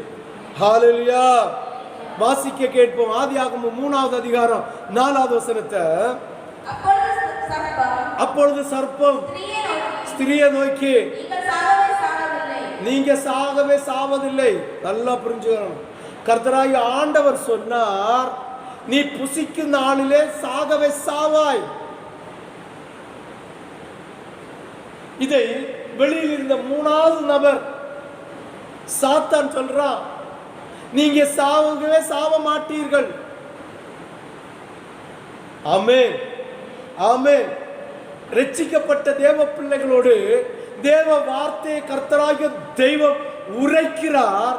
இந்த வார்த்தையை 3வது நபராய் இருக்கிற சொந்த பந்தங்கள் இல்ல சகோதர சகோதரிகள் அதை முரண்பட்ட விதத்தில் பேசினால் அதை ஏற்றுக்கொள்ளலாமோ? இது சத்தியத்துக்கு புறம்பானது, இது சரியில்லை. ஆண்டவர் இதை செய்ய மாட்டார். ஆண்டவர் நம்மளை அழகு பார்ப்பார். ஆண்டவர் நம்மை பெருமை பாராட்டுவார். ஆண்டவர் நமக்கு பண சம்பாத்தியத்தை தருவார் என்று சொல்லுகிற வசனங்களை மட்டும் முன்னும் பின்னும் எடுக்காமல் நம்மோடு சொல்லுகிற உபதேசத்தை, ஆலோசனையை, வஞ்சனையின் சூழ்ச்சியை பிசாசானவன் அவர்கள் மூலமாக வந்து நமக்கு தருகிற உபதேசத்தை ஏற்றுக்கொள்ளலாமோ? அந்த ஏற்றுக்கொள்ளலாமோ என்கிற வார்த்தையை நிமித்தம் நீ தேவனுடைய வசனத்தை அசூசிப்படுத்தி, தேவனுடைய வசனத்தை தீட்டுப்படுத்தி, தேவனுடைய வார்த்தையை கரப்படுத்துகிற உனக்கும் உன்னுடைய சந்ததியும் பாழாமல் போயிடுமோ என்கிற ஐயம் எனக்குள் வருகிறது. ஆமென். ஹல்லேலூயா. ஹல்லேலூயா. ஹல்லேலூயா. ஞானம் இருந்தால் புரிந்து கொள்ளுங்கள்.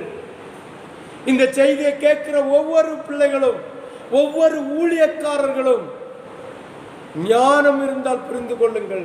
கர்த்தர் உங்களை ஆசீர்வதிக்க வேண்டும் என்று உள்ளத்தின் ஆழத்திலிருந்து வேண்டிக் கொள்ளுகிறேன். வாசி 2 கொரிந்தியர் 11வது அதிகாரம் 3, 4 ஆகிய 2 வசனங்களையும் 2 கொரிந்தியர் 11, 3, 4. ஆகிலும் சர்ப்பமானது தன்னுடைய தந்திரத்தினாலே ஏவாளை வஞ்சித்தது போல உங்கள் மனதும் கிறிஸ்து இயேசுவை பற்றிய உண்மையிலிருந்து விலகும்படி கெடுக்கப்படுமோ என்று. ஆமென். இந்த பயம் எனக்கு இருக்கிறது. ஹல்லேலூயா. ஹல்லேலூயா. சிந்தித்து பார்க்க வேண்டும்.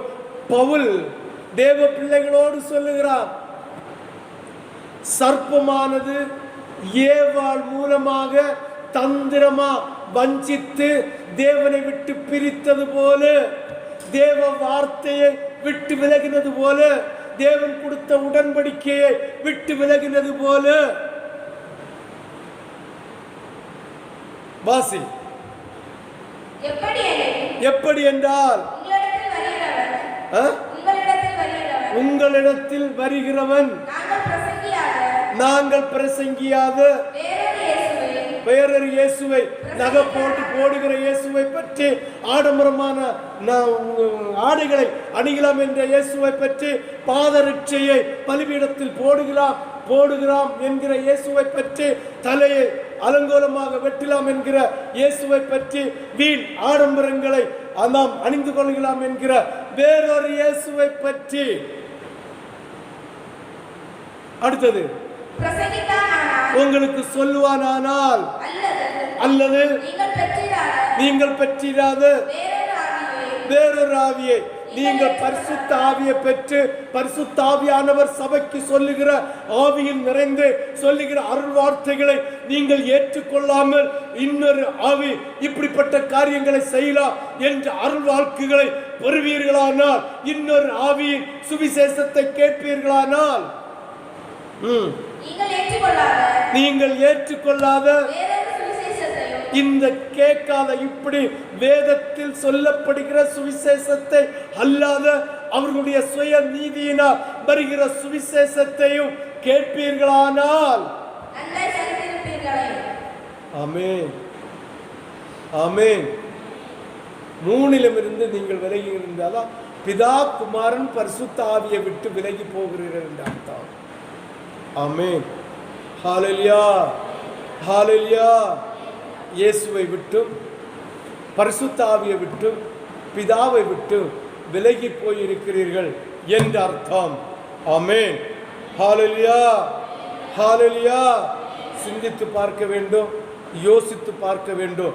இந்த இடத்தை கர்த்தருடைய உடன்படிக்கை வசனத்தை, கர்த்தர் அவர்களோடு சொன்ன வார்த்தையை மீறினது நிமித்தம் விசாரணை 2 ஆகுது. ஆமென், ஹல்லேலூயா. பாருங்க, 3 விசாரணையை முடிச்சிட்டு கர்த்தர் கொடுக்கிற பாவம் இருக்கிறது. வாசி 14வது வசனம், ஆதியாகமம் 3:14. அப்பொழுது தேவனாகிய கர்த்தர் சர்ப்பத்தை பார்த்து, நீ இதை செய்தபடியால் சகல நாட்டு மிருகம் 2 பேர்கிட்ட விசாரணை தொடங்கிட்டு அப்படியே சாத்தான்கிட்ட விசாரணைக்கு போகவே இல்லை. உடனே அவர் தண்டனையை கொடுக்கிறார். ஆமென், ஹல்லேலூயா ஹல்லேலூயா ஹல்லேலூயா ஹல்லேலூயா. அப்படியே தண்டனை கொடுக்கிறார். பாருங்கள், அப்பொழுது தேவனாகிய கர்த்தர் சர்ப்பத்தை பார்த்து, நீ இதை செய்தபடியால் சகல நாட்டு மிருகங்களிலும் சகல காட்டு மிருகங்களிலும் சபிக்கப்பட்டிருப்பாய். வேற ஒன்றும் இல்லை. இந்த ஏவாளோடு பேசுவதற்கு தன்னுடைய இருதயத்தை விட்டு கொடுத்த பாம்புக்கு வந்த கதியை பாருங்க. பாம்பு முதல்ல சபிக்கப்பட்டது ஒன்றும் இல்லை. பல்லியை போல பாச்சாயை போல இப்படி ஒரு மிருகமா, காலும் கையும் உடையவனா இருந்தான். ஆமே, என்னதான் இருந்து காலும் கையும் உடையவனா இருந்தான் சர்ப்பம், பாம்பு. ஆமே, அவன் பிசாசிற்கு இடம் கொடுத்தான். அவனுடைய தந்திரமான சூழ்ச்சியை செய்து ஏவாளை கெடுப்பதற்கு, ஏவாளை வஞ்சிப்பதற்கு இந்த பாம்பு தன்னுடைய இதயத்தை கொடுத்தான். அவ்வளவுதான் அவன் செய்தது, அவ்வளவுதான். இன்றையும் உன்னை பார்த்து கர்த்தராகிய தேவன் சொல்லுகிறார், உலகத்தில் இருக்கிற சுவிசேஷம், உலகத்தில் இருக்கிற கிறிஸ்து அல்லாத உபதேசம், வேதத்தில் இல்லாத உபதேசம், பரிசுத்த ஆவியானவர் இல்லாத உபதேசத்தை நீங்கள் ஏற்றுக்கொள்வதற்காக, உங்க குடும்பத்தில் அதை பறைசாற்றுவதற்காக இதயத்தில் பிசாசுக்கு இடம் கொடுத்தால் விசாரணையே கிடையாது. ஆமென் ஆமென். ஞானம் உள்ளவர்கள் புரிந்து கொள்ளுங்கள். ஞானமற்றவர்கள் காதிருந்தும் கேட்காதது போல, கண்ணிருந்தும் காணாதது போல, மூக்கிருந்தும் சுவாசிக்காதது போல, காதிருந்தும் கேட்காதது போல, வாயிருந்தும் பேசாதது போல, கையிருந்தும் வேலை செய்யாதது போல ஒரு முண்டமா இருப்பீர்கள் என்றால் முண்டமாட்டே இருந்து கொள்ளுங்கள். இந்த செய்தியை கேட்கிற ஒவ்வொரு பிள்ளைகளும். ஆமென். ஒரு சின்ன செய்தியை நான் கேட்டேன், சந்தோஷமா இருந்தேன். ஆர்சி குடும்பம் சென்னையில் இருக்கு. இங்க வந்திருந்த போது ஒரு தடவை வந்திருந்து ஒரு வாரத்துக்கு 2 நாள் 3 நாள் ஃபோன் அடித்து என்னிடம் பேசாமல் இருக்க மாட்டாங்க. நல்லா புரிஞ்சுக்கணும். ஏதோ ஒரு சொத்து வாங்குவதற்காக கொஞ்சம் நகையெல்லாம் அடை வச்சுருந்தான். தாலி செயினை போய்கிட்டு காப்பு மோதிரம் மாலைகள் எல்லாம் அடை வச்சுருந்தான். இப்போது ஏதோ ஒரு 1 லட்சம் ரூபாய்க்கிட்ட கையில் கிடச்சிது. அந்த அதில் உருப்படி நகையெல்லாம் கொஞ்சம் காப்பு கொஞ்சம் மாலை எல்லாம் இருந்ததில் கொஞ்சம் போல மீதி எடுத்து வீட்டில் வச்சுருக்காங்களாம். வீட்டில் வச்ச உடனே இவன் கொஞ்சம் மனசுக்கு ஒரு ஆசைப்பட்டு காப்பை எடுத்து போட்டாலாம். காப்பை எடுத்து போட்ட உடனே அவர் சொன்னாராம், மறுநாள் என்னதோ எனக்கு இதை பார்க்க என் கண்ணுக்கு அருவருப்பாக இருக்கு. ஆமே, இந்த லாக் டவுன், இந்த கொரோனா எவ்வளவு நன்மை செய்யுதுன்னு தெரியுமா? வீட்டில் இருந்தே அவன் கம்ப்யூட்டர் ஒர்க், அது என்ன ஐடி கம்பெனியில் வீட்டில் இருந்து ஒரு வேலை செய்கிறான். மற்ற நேரம் பூரா இவனுக்கு நேரம் போகாது, பைபிளை எடுத்து வாசிக்க தொடங்கினான். பாருங்க, விக்கிரக ஆராதனை செய்து கொண்டிருக்கிற ஒரு ஆர்சி மகன் என்னிடம் பேசுனதே இல்லை. ஹெலன் சிஸ்டர் தான் என்னிடம் பேசிட்டே இருப்பாங்க. அவங்கள்ட்ட நான் நகையை பற்றி பேசுறதே இல்லை, சொல்லவே இல்லை. ஆனால் சொல்லக்கூடிய டைம் இல்லை, ஆகலை. சொல்லக்கூடிய டைம் அந்த நேரம் கூட ஆகலை. ஞானஸ்தானமும் என்னை எடுக்கலை. பரிசுத்தாவின் சிறு அனல் மூட்டு உண்டு. ஆனால் அப்பப்போ தரிசனம் காணும், சொப்பனம் காணும், என்னிடம் வியாக்கியானத்தை கேட்கும். பிசாசின் சொப்பனமாக இருந்தால் உடனே ஜோமணி என்னை விட்டுருக்கான்னு சொல்லும். இப்படி மாறி மாறி ஆவியில் உறவாடி கொண்டு இருக்கிறோம். அவ்வளோதான். ஐவா ஏன் உங்களுக்குன்னு சொல்லிட்டு போயிட்டாலாம். மறந்தாலும் சொல்கிறாளாம், என்னதோ இதை கண்டா எனக்கு வெறுப்பாக இருக்குது, ஒன்னே வெறுக்கணும்னு தோணுது, அதனால் அதை கலத்தி போடுறான். அவள் போடவே இல்லை. 3ஆம் நாளும் சொல்கிறாளாம், சொன்னோன்னே யாச்சு உங்களுக்கு, அது என்னதோ எனக்கு மனசுக்கு அது பிடிக்கல. ஆமே, பிறகு ஒரே பிடிவாதம், சரி உங்களுக்காக நான் அதை வேண்டான்னு வச்சுருன்னு கலத்தி போட்டுட்டான். இங்கே பாருடியே என் புருஷனார் இப்படி ஆகும் சொன்ன, அது நானும் நாளைக்கு இப்படி ஆகும் கலத்த போகிறேன். அது நீ அங்கே போகிற வசனத்தை கேட்குற, உங்களுக்கு அதுதான் வழி. அதுதான் யார் சொல்கிறது? யார் சொல்கிறது? ஆர்சி குடும்பத்தில் உள்ள பிள்ளை. அது உங்களுக்கு வழி. அதுதான் இந்த புஸ்துக்குன்னு மனப்பூர்வமாக போனால் அதுதான் வழி. இங்கே பாரு, இந்த மனுஷன் கோயிலுக்கே வராரு இல்லை. அவர் கேட்டதில் அந்த கல்லை என்னத்துக்கு கொண்டு போயிட போகிற, நீ போன்னு சொல்லி விடுவாராம். அதவா கொண்டு விட சொன்னாலும் கொண்டு விட்டுட்டு அப்படியே உள்ள கீழே விட்டுட்டு அவர் வழியில் ஓடிடுவாராம். ஆமே, இப்போ வேதத்தை படிக்கும்போது அவருடைய இருதயத்தில் தென்பட்ட ஒரு காரியம். ஆமே, அப்போ இவ செல்றாளாம், நீ சீக்கிரம் கலத்திடுவ, அப்படிதான் போல இதுக்கு கேட்டியா? ஆமே, ஹல்லேலூயா. சிந்தித்து பார்க்க வேண்டும், யோசித்து பார்க்க வேண்டும் இந்த சாட்சி. ஆமே, ஹல்லேலூயா. அப்போ தேவாதி தேவன் ஆதாமோடும் ஏவாளோடும் பொருத்தனை பண்ணினார்.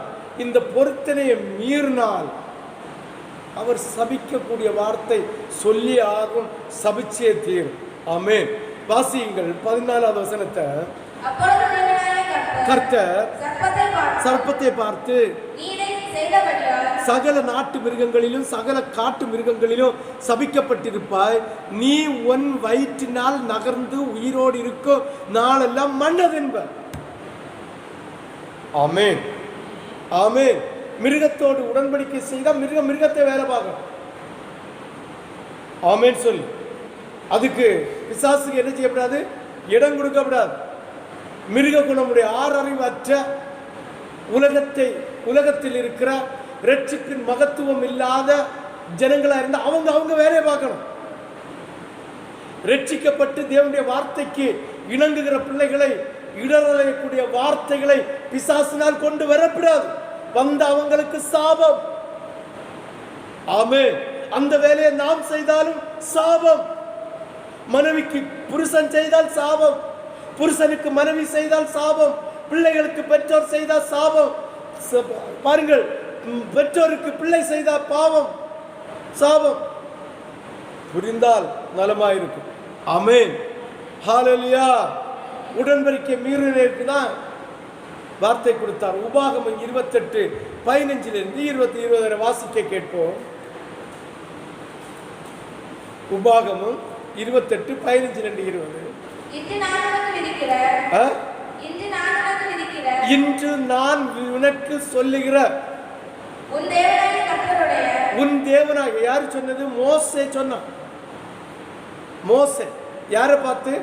அவனுடைய விசுவாசிகளை பார்த்து, அவனிடம் கர்த்தர் கொடுத்த ஜனங்களை பார்த்து சொல்லுகிறார். எல்லா கற்பனை வேதத்தில் இதுவரைக்கும் சொல்லப்பட்டிருக்கிற கற்பனையின்படியும் கட்டளையின்படியும் நீ நடக்க தவறுனாய்.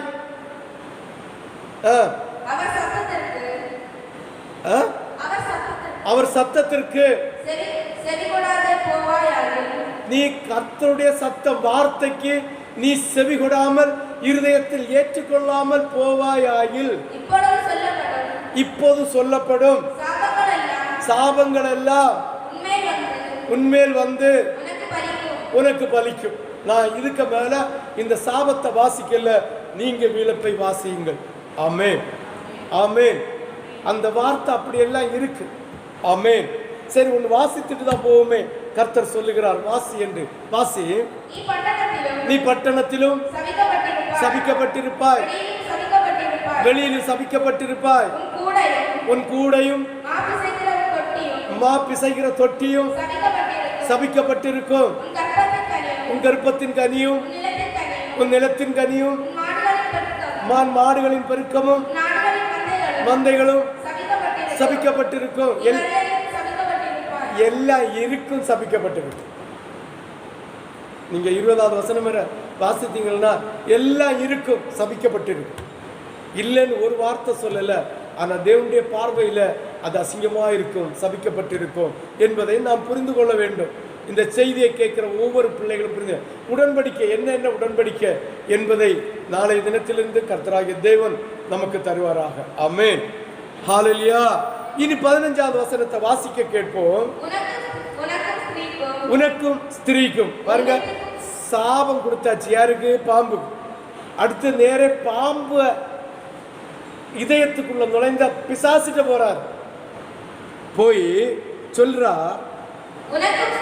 உனக்கும் ஸ்திரீக்கும் அவன் வித்துக்கும் பகை உண்டாக்குவேன், அவர் உன் தலையை நசுக்குவார். முதல் நற்செய்தி, வேதத்தில் உள்ள முதல் நற்செய்தி. ஆமென், ஹல்லேலூயா. இதோ கர்த்தராகிய தெய்வம் சீக்கிரமாய் வரப்போகிறார் என்கிற நற்செய்தி. ஆமென், ஆமென். இரண்டாவது, சாத்தானை தோற்கடிக்கிற இயேசு இதை வரப்போகிறார் என்கிற நற்செய்தி. ஆமென். மூன்றாவது, பூமிக்கும் பாதாளத்திற்கும் அதிபதியாயிருந்த பிசாசின் திறவுகோலை பெற்றெடுப்பதற்காக, வாங்கி பறிப்பதற்காக இயேசு இதோ சீக்கிரமாய் வரப்போகிறார் என்கிற நற்செய்தி. அருமையான செய்தி வசனம். ஆமென். இந்த ஒரு வசனத்துல 5 பிரசங்கம் பண்ணல, 5 செய்தி இருக்கு. ஆமென். அது கொண்ட போக்கு நமக்கு நேரம் இல்லை. ஆமென். அதுக்கு முன்ன கொரோனா என்னஞ்சிடும், முடிஞ்சு லாக் அவுட் என்னஞ்சிடும், திறந்துடும். அதனால அந்த அளவுக்கு போண்டா, ஓரளவுக்கு போவோம். ஆமென், ஹல்லேலூயா. உனக்கும் ஸ்திரீக்கும் உன் வித்துக்கும். யாருடைய வித்துக்கும்? ஸ்திரீயின் வித்துக்கும் பகை உண்டாக்குவேன். உனக்கும் ஸ்திரீக்கும் உன் வித்துக்கும் அவள் வித்துக்கும் பகை உண்டாக்குவேன். அவர் உன் தலையை நசுக்குவார், நீ அவர் குதிகாலை நசுக்குவார். அதுதான் பிசாசு பல வழியில இயேசுவை கொலை செய்ய தேடினது. பாருங்கள், இப்படி ஒரு பாலகன் பிறப்பான் என்று அடுத்தபடியாக ஏசாயா தீர்க்கதரிசி, அதாவது மெச்சமா வெளிப்படையாகவே தீர்க்க தரிசனம் உரைத்தான். ஆமென், ஹல்லேலூயா. வாசிக்க கேட்போம். ஏசாயா தீர்க்கதரிசியின் புஸ்தகம் 14, 15 ஆகிய 2 வசனத்தையும், தீர்க்கதரிசியின் புஸ்தகம் 7வது அதிகாரம் 14, 15 ஆகிய 2 வசனத்தையும் வாசிக்க கேட்போம். ஆதலால் ஆண்டவர் தாமே உங்களுக்கு ஒரு அடையாளத்தை கொடுப்பார். இதோ ஒரு கன்னியை கர்ப்பவதியாகி ஒரு குமாரனை பெறுவார். அவருக்கு இயேசு நம்மோடு இருக்கிறார் என்று பெயரிடுவாயாக.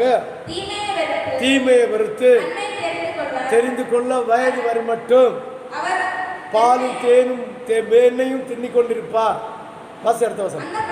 அந்த பிள்ளை தீமையை வெறுக்கவும் தெரிந்து கொள்ளவும் அறிகிற அறிவு வருவதற்கு முன்னாலேயே அந்த வசனத்தில் சொல்லப்பட்ட அந்த தண்டனை நிறைவேறிட்டு. ஆமென். ஹல்லேலூயா, ஹல்லேலூயா. நல்ல சிந்திக்கணும், நல்ல யோசிக்கணும். ஆமென். ஹல்லேலூயா. பாருங்க, லூக்கா 1வது அதிகாரம் 31வது வசனத்தை வாசிக்க கேட்போம். லூக்கா 1:31.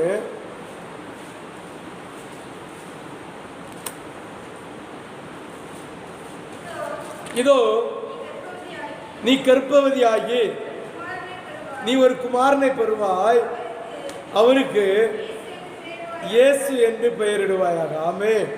ஹல்லேலூயா, ஹல்லேலூயா. புதிய ஏற்பாட்டில் சொல்லப்பட்டிருக்கிற வசனம் பழைய ஏற்பாட்டில் சொல்லப்பட்டிருக்கிறது. பழைய ஏற்பாட்டில் சொல்லப்பட்டிருக்கிற வார்த்தை புதிய ஏற்பாட்டிலே நிறைவேறுகிறது. ஆமென். ஹல்லேலூயா. புதிய உடன்படிக்கை தேவை என்பதை கர்த்தர் அறிந்து பழைய உடன்படிக்கையை முற்றுப்புள்ளி வைப்பதற்காக இயேசுவை ஜெனிப்பிக்க வைத்தார். ஆமென். வாசி ஒரு விசை கூட. இதோ நீ கர்ப்பவதியாகி ஒரு குமாரனை பெறுவாய். அப்படியே 34 38 வரை வாசிக்க கேட்போம். அதற்கு மரியாள் தேவ தூதனை நோக்கி இது எப்படி ஆகும் என்று கேட்கிறாள். ஆமென். ஆமென். ஹல்லேலூயா. கன்னியாயிருக்கிற ஒரு ஸ்திரீயிடம் போய் நீ இந்த வருஷத்துக்குள்ள ஒரு பிள்ளை 10 மாசத்துல ஒரு பிள்ளையை பெற்றெடுப்பேன்னு சொன்னா யாருக்கு சந்தேகம் வராது? யாருக்கு சந்தேகம் வராது? ஆமென். சந்தேகம் என்ன செய்யும்? வரதான் செய்யும். ஆமென். ஹல்லேலூயா, ஹல்லேலூயா. அதற்கு அவன் பதில் சொல்லுகிறான். பாருங்க, தேவ தூதன் அந்த பதில் சொல்லுகிற விதத்தில் உன் குடும்பம் இருக்கிறது என்பதை நீ புரிந்து கொள்ள வேண்டும். நம்முடைய ஒவ்வொருவருடைய குடும்பமும் இருக்கு. அந்த பதிலின்படி தேவ ஆவியானவர் நம்மோடு இடைப்பெறாவிட்டால் அந்த பரிதாபம். நீயும் நானும் மறுபடி பிறந்து தேவனுடைய ராஜ்யத்துக்கு பிரவேசிக்க முடியாது. ஆமென். தேவ ஆவியானவர் நம்மோடு அசைவாடாவிட்டால் நாம் மறுபடி பிறக்க முடியாது. ஜென்ம சுபாவம் சாகாது. இன்னும் பொருள் மேல, பொன்னின் மேல, ஆடையின் மேல, ஆபரணங்கள் மேல, ஆஸ்தி மேல, சம்பாத்தியத்து மேல, பணத்து மேல, சொத்து மேல, எல்லா வித ஆசீர்வாதத்தின் மேலே நம்முடைய இருதயம் போய்கொண்டே இருக்கும். சொல்லுவோம், நாம் சொல்லுவோம், இருதயத்தில் எனக்கு அந்த எண்ணமே இல்லை பிரதர், பணத்துக்கு எண்ணமே இல்லை, பின்ன உனக்கு என்னத்துக்கு பணம்? எனக்கு அந்த இருதயத்துக்குள்ள நகைக்கு மேல எண்ணமே இல்லை, பின்ன என்னத்துக்கு உனக்கு நகை அணியணும்? எனக்கு சொத்துக்க மேல ஆசையே இல்லை, அப்ப இருக்க சொத்தை என்னத்துக்கு வச்சிருக்க? வெட்டி மாற்ற வேண்டியதானே, ஏழைகளுக்கு கொடுக்க வேண்டியதானே. எனக்கு இதுக்கு மேல ஆசை இல்லை, அதுக்கு மேல ஆசை இல்லை, உள்ளத்துல இருந்தா அது வெளிப்பட. ஆமென். ஹல்லேலூயா. சிந்தித்து பார்க்க வேண்டும், யோசித்து பார்க்க வேண்டும், நல்லா புரிஞ்சுக்கணும். வாசி 34 38 வரை. அதற்கு மரியாள் இது எப்படி ஆகும் புருஷனை அறியேனே என்று சொல்லுகிறார். ஆமென். ஹல்லேலூயா, ஹல்லேலூயா. அதற்கு தேவ தூதன் சொல்லுகிறான், அவளுக்கு பிரதித்திரமாக பரிசுத்த ஆவி உன்மேல் வரும். பரிசுத்த ஆவி கன்னிமரியாள் மீது வந்தது நிமித்தம் அவள் அழகான ஒரு பிள்ளையை பெற்றெடுத்தார். பரிசுத்த ஆவி நம் மீது வருகிறது நிமித்தம் பிதா அருமையான தேவ பிள்ளையை பெற்றெடுக்கிறார். அவ்வளவுதான். ஆமென், ஆமென். பரிசுத்தாவி நம் மீது வந்து நாம் பலனடைந்து உணர்வடையாவிட்டால் தேவாதி தேவன் உன்னை அவருடைய புத்திரனாக பெற்றெடுக்க முடியாது. உனக்கு உலகத்தின் ஆசை, உலக பொருளின் ஆசை, பெருமையின் ஆசை, ஆடம்பரின் ஆசை, உலகத்தினுடைய இச்சை, உலகத்தினுடைய ஜனங்களுடைய நோக்கம், இதையெல்லாம் நீ வைத்தே இருப்ப. நீ பிதாவுடைய பிள்ளை ஆக மாட்ட. அதுல எந்த மாற்று கருத்தும் இல்ல. கன்னிமரியாளின் மீது பரிசுத்த ஆவியானவர் அசைவாடி பலன் அவளுக்குள் இறங்கினது நிமித்தம் ஒரு பரிசுத்த பிள்ளையை பெற்றெடுத்தார். அதே போல கர்த்தராகிய தேவனுடைய ஆவி, பரிசுத்த ஆவி நம்மீது அசைவாடி பலன் நம்மோடு இறங்கினார். நம்முடைய ஆத்மாவை புதிய பிள்ளையாக, புதிய சிருஷ்டியாக, சிறு பிள்ளையாக, அவருடைய செல்லமாக, அவருடைய புத்திரனாக, அவருடைய ஏற்ற புத்திர சுவிகாரத்தை நமக்கு தந்து அவர் பெற்றெடுப்பாராம். ஆமென், ஆமென். இதுதான் உண்மை, இதுதான் உண்மையான சரித்திரம், இதுதான் உண்மையான வேத வசனம். நீ அவருடைய பிள்ளையானா அவருடைய சாயலில் மாற வேண்டும். ஆடம்பரம், மினுக்கு வஸ்திரம் உனக்கு இருக்கப்படாது. ஆமென், ஆமென். உனக்கு ஆடம்பரமான பெருமையான எந்த ஒரு காரியமும் உனக்கு இருக்கப்படாது. ஏனென்றால் கர்த்தராகிய இயேசு கிறிஸ்துவின் மூலமாக பரிசுத்த ஆவியானவர் உன்மீது அசைவாடி பிதா பெற்றெடுக்கிறார். இயேசுவின் மூலமாக, தாயின் தகப்பனுமாக இயேசு கிறிஸ்துவுக்கு அந்த உன்னையும் என்னையும் பிதா பெற்றெடுக்கிறார். ஆமென், ஹல்லேலூயா, ஹல்லேலூயா. வாசி 35. தேவதூதன் அவளுக்கு பிரதித்திரமாக பரிசுத்த ஆவி உன்மேல் வரும். பலன், பரிசுத்த ஆவி வந்தா போராது, பிதாவுடைய பலன், பிதாவுடைய வல்லமை, பிதாவுடைய அதிகாரம், பிதாவுடைய கிருபை, பிதாவுடைய இரக்கம் உன்மேல் பலமாய் இறங்கணும். இறங்கினா வாய் புன்னு வராது. இப்பதான் கிப்சனுக்கு கொஞ்சம் இறங்கி இருக்கு. அது வரைக்கும் பலன் இறங்கினால் துதி பறக்கும், ஜெபம் பறக்கும், விண்ணப்பம் பறக்கும். ஜனங்களுக்காக திறப்புல நிற்கிற திறப்பு பறக்கும். அது சொல்லி மாளாது. வாய் அப்படியே கூச்சப்படாம திறக்கும். வாய் நமது அசிங்கப்படாமல் திறக்கும். அதுதான் தேவ பலன். ஆமென். பரிசுத்த ஆவியானவர் மட்டும் அசைவாடி சுபர சோத்ரா சொல்லிட்டு போராது. அவருடைய பலன் இறங்கணும். அவருடைய உன்னதமான பலன் இறங்கணும். ஆமென் சொல்லு. ஹல்லேலூயா, ஹல்லேலூயா, ஹல்லேலூயா, ஹல்லேலூயா. வாசி அந்த வசனத்தை. பிரதித்திரமாக பரிசுத்த ஆவி உன்மேல் வரும். உன்னதமானவருடைய பலன் உன்மேல் இறங்கும். ஆதலால் உன்னிடத்தில் பிறக்கும். ஆமென் சொல்லு. இப்படி பரிசுத்த ஆவியை பெற்று தேவ பலத்தோடு யார் யார் தேவனை ஆராதிக்கிறார்களோ அவருடைய ஆவி ஆத்மா பரிசுத்தமானது. மற்றபடியெல்லாம் சும்மா. அதெல்லாம் ஒரு விடுதலைக்காக, ஒரு சுகத்துக்காக, ஒரு சோறுக்காக, கடன் பிரச்சனைக்காக. அது சாத்தானும் தருவான், உலக மனுஷனும் தருவான், உலக மனுஷியும் தருவான். உலகத்தினுடைய சுக துக்கங்களை, சுக இன்பங்களை, சுக பணங்களை, சுக ஆபரணங்களை, சுக ஆடைகளை, பெருமைகளை உலகத்திலே சாத்தான் தருகிறது. தேவ பலம் வந்தால், தேவ பலம் வந்தால் பரிசுத்த ஆவியானவர், அதான் பரிசுத்த ஆவியை பெற்று தேவ பலத்தோடு, உண்மையோடும், ஆவியோடும், கருத்தோடும், ஜெபத்தோடும் நீ ஆராதிப்பாய் என்றால் உன் வாய் திறக்கும். உன் வாய் தேவனுடைய வாய்ஸ் கேட்கும், சத்தம் கேட்கும். ஆமென், ஹல்லேலூயா, ஹல்லேலூயா. சத்தம் கேட்கும். தேவனுடைய மகத்துவம் உன்னிடம் ஜொலிக்கும். இதுவரைக்கும் நீ பரிசுத்த ஆவியை பெற்றிருக்கலாம், தேவனுடைய இயேசுவின் அன்பை அறிந்திருக்கலாம், வசனத்தை கேட்டிருக்கலாம், சுவிசேஷங்களை கேட்டிருக்கலாம், பிரசங்கங்களை கேட்டிருக்கலாம், நற்செய்தியை கேட்டிருக்கலாம். ஆனாலோ தேவபலன் உன்னோடு இல்ல. தேவபலன் இறங்கினா நாணம் இராது, கூச்சம் இராது, அது பரிசுத்தம் உள்ளது.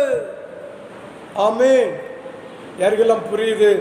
காதுள்ளவர்கள் கேட்க கடவுது, காது இல்லாதவர்கள் விட்டு விடுங்க. ஆமென். அடுத்த வசனம் வாசி. இதோ உன்னுடைய இனத்தா சாட்சி சொல்றா. நீ இதை விசுவாசிக்கணும்னா உன்னுடைய இனத்தாராகிய எலிசபெத்தை போய் பாரு. ஆமென், ஆமென். கர்த்தருடைய பொருத்தனைக்கு ஒப்பு கொடுத்தால் பரிசுத்த ஆவியானவர் அவளோடு அசைவாடினது, தேவ பலம் இறங்கிச்சு. இப்ப பாருங்க, எலிசபெத்தை வாழ்த்தின போது தொடல, வாழ்த்தின போது வயிற்றில் இருந்த பிள்ளை பரிசுத்த ஆவியை பெற்றது. யோவான் பரிசுத்த ஆவியை பெற்ற இடத்தை நல்லா புரிஞ்சுக்கணும். பரிசுத்த ஆவியை யார் மூலம் கொடுத்தா? கன்னிமரியாள் மூலமாக, இயேசுவின் தாய் மரியாள் மூலமாக. ஆமென் சொல்லு. இந்த இடம் உன்னதமான இடம். இந்த இடத்தை போல் உன்னுடைய குடும்பம், உன்னுடைய சரீரம், உன்னுடைய ஆவி ஆத்மா மாறலேங்க. பெயர் கிறிஸ்தவன் தான். பந்தே கோஸ்தா இருந்தாலும் சரி, எந்த கோஸ்தா இருந்தாலும் சரி, நீ ஞானஸ்தானம் மூழ்கி எடுத்தாலும் சரி, பரிசுத்த ஆவியை பெற்றாலும் சரி, தேவ பலன் உன்னோடு இறங்கி தன்னை மறந்து ஜெபிக்கவும், தன்னை மறந்து துதிக்கவும், வாய் திறந்து தேவனை ஆராதிப்பதற்கு முழு இருதயத்தையும் முழு ஆத்மாவையும் முழு பலனோடு செய்யாவிட்டால் நோ யூஸ். பரலோகம் சென்றடைய முடியாது. தீர்க்கமாக சொல்லுகிறேன், வேத வசனத்தை கொண்டு சொல்லுகிறேன், கர்த்தர் என்னோடு செவியில பேசின வார்த்தை கொண்டு சொல்லுகிறேன். No chance. அதுதான் அழைக்கப்படுகிறவர் அநேகமே, தெரிந்து கொள்ள ஒரு சிலர். நம்ம சபையிலும் கிட்டத்தட்ட 3000, 4000, 5000 பேர் அழைச்சிட்டு வந்தா எத்தனை பேர் தெரிஞ்சிருக்கிறீங்க? ஒரு சிலர் தான். ஒரு சிலர். அந்த ஒரு சிலர்ல நீ இருக்கணுமா வேண்டாம் என்பதை தேவ பலனை பெற்றாய் உனக்கு தெரியும். நகை களத்தியும் பிரயோஜனம் இல்லை, வெள்ள ட்ரெஸ் உடுத்தும் பிரயோஜனம் இல்லை, தலையை அமைதலா வலிச்சும் பிரயோஜனம் இல்லை, பெரிய குந்தரா பெரிய கீழ்ச்சி செருப்பு போடாம இருந்தும் பிரயோஜனம் இல்லை, கொலுசு போடாம இருந்தும் பிரயோஜனம் இல்லை. தேவ பலன் உனக்குள்ள இறங்காவிட்டால் அந்த பரிதாபம். தீர்க்கமா சொல்லுகிறேன். நேற்றைய தினத்தில் கர்த்தருடைய பாதத்தில் காத்திருந்த இந்த வசனத்தை கர்த்தர் வேக்கனம் சொன்ன போது, ஏசப்பா அப்ப யார் பரலோகத்துக்கு போவா? என்னுடைய பலனை பெற்றவர்கள். அவங்க தான் முழு இருதயம் முழு ஆத்துமா. அவங்க ஜோமன இருந்தா தூக்கம் வராது, ஆராதிக்க இருந்தா சோர்வு வராது, அசதி வராது. முழு பலன் தேவ பலத்தை பெறாவிட்டால் அந்த பரிதாபம். கன்னியா இருந்தாலும் பிரயோஜனம் இல்லை, நீ கல்யாணம் பண்ணினாலும் பிரயோஜனம் இல்லை, நீ நகை போட்டும் பிரயோஜனம் இல்லை, நகை போடாமல் இருந்தும் பிரயோஜனம் இல்லை, வஸ்திரங்களை வெண்மையாக்கினாலும் பிரயோஜனம் இல்லை, கல்லர் உடுத்தாலும் பிரயோஜனம் இல்லை, தலை அலங்காரத்தை அமைதியாக செய்தாலும் பிரயோஜனம் இல்லை, ஆடம்பரமாய் செய்தாலும் பிரயோஜனம் இல்லை. தேவ பலம் உனக்குள்ள இறங்கணும். நேற்றைய இரவு கர்த்தர் என்னோடு மெச்சமாய் பேசின ஒரு வார்த்தை, நான் நகை கலத்தியாச்சு, நான் உன்னதருடைய பரிசுத்தாவியை பெற்றாச்சு. No sense. ஆமென், ஆமென், ஆமென், ஆமென், ஆமென். அடுத்தவங்களுக்காக ஜெபிக்க வேண்டும். அடுத்தவங்களுக்காக ஜெபிக்கும் போது அவங்களை பிடித்திருக்கிற பிசாசு நம்மளை ஒன்று செய்யக்கூடாது என்கிற சிந்தனை வேணுமானால், அடுத்தவங்களுக்காக ஜெபித்து ஆத்மாவை தன் பக்கம் சேர்க்க வேண்டுமானால் தேவ பலன் வேண்டும். கன்னிமரியாள் வாழ்த்தினார், யோவான் ஸ்நானன் அபிஷேகத்தை பெற்றார். ஆமென். அதுதான் தாயின் கற்பத்திலிருந்து பரிசுத்தாவியை பெற்ற தேவ பிள்ளை கர்த்தருக்கு வழியை ஆயத்தம் படுக்கின விக்கிரக ஆராதனை, ஆர்சி வழிபாடை விக்கிரக ஆராதனை செய்து கொண்டிருந்த, தூபங்காட்டி கொண்டிருந்த சகரியாவுடைய மகன். ஆமென், ஆமென், ஆமென். இன்னும் இந்த தாய் தகப்பனுக்கு உணர்வு வரல. நான் நம்முடைய செய்தியை விட்டு கொஞ்சம் வெளியில போறேன், கர்த்தர் போ சொல்லுகிறார். ஆமென். இந்த தாய் தகப்பனுக்கு உணர்வு வரல, எலிசபெத்துக்கோ சகரியாக்கோ உணர்வு வரல.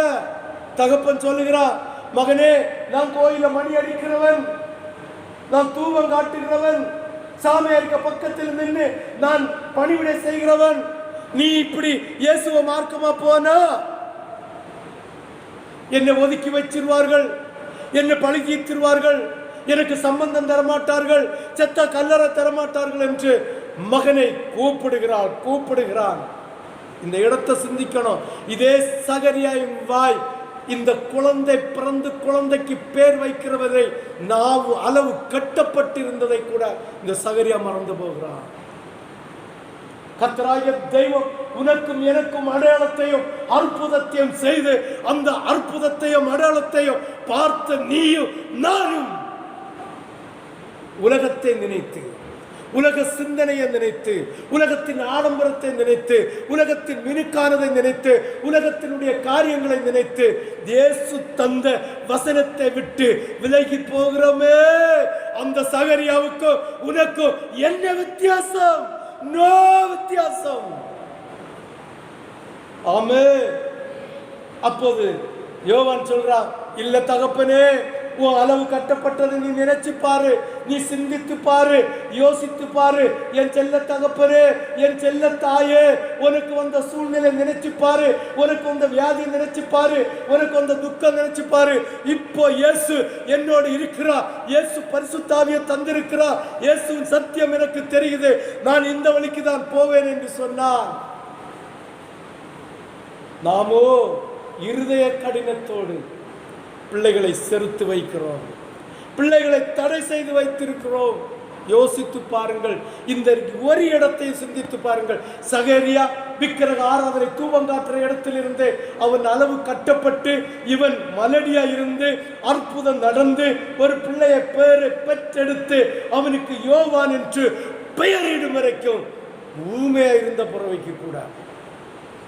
அப்போ தேவனுடைய பரிசுத்த ஆவியை பெற்று, தேவனுடைய மகத்துவத்தை பெற்று மூழ்கி ஞானஸ்தானம் எடுத்து தேவனுடைய பாதத்திலே உட்கார்ந்து இயேசுவே தெய்வம் என்று, மெய் தெய்வம் என்று அறிந்த நீயும் தன்னுடைய பிள்ளைகளை தடை செய்கிறோம் என்றால் அந்த பரிதாபம், அந்த பரிதாபம், அந்த பரிதாபம்.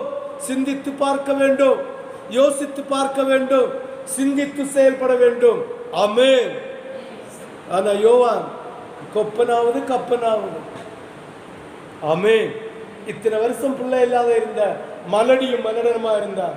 நான் தேவனுக்கு வழியை காட்ட வேண்டும், இந்த இயேசு பிறப்பால் அவருக்கு வழியை ஆயத்தம் பண்ண வேண்டும், அதற்காக ஜனங்களுக்கு ஞானஸ்தானத்தை கொடுக்க வேண்டும்.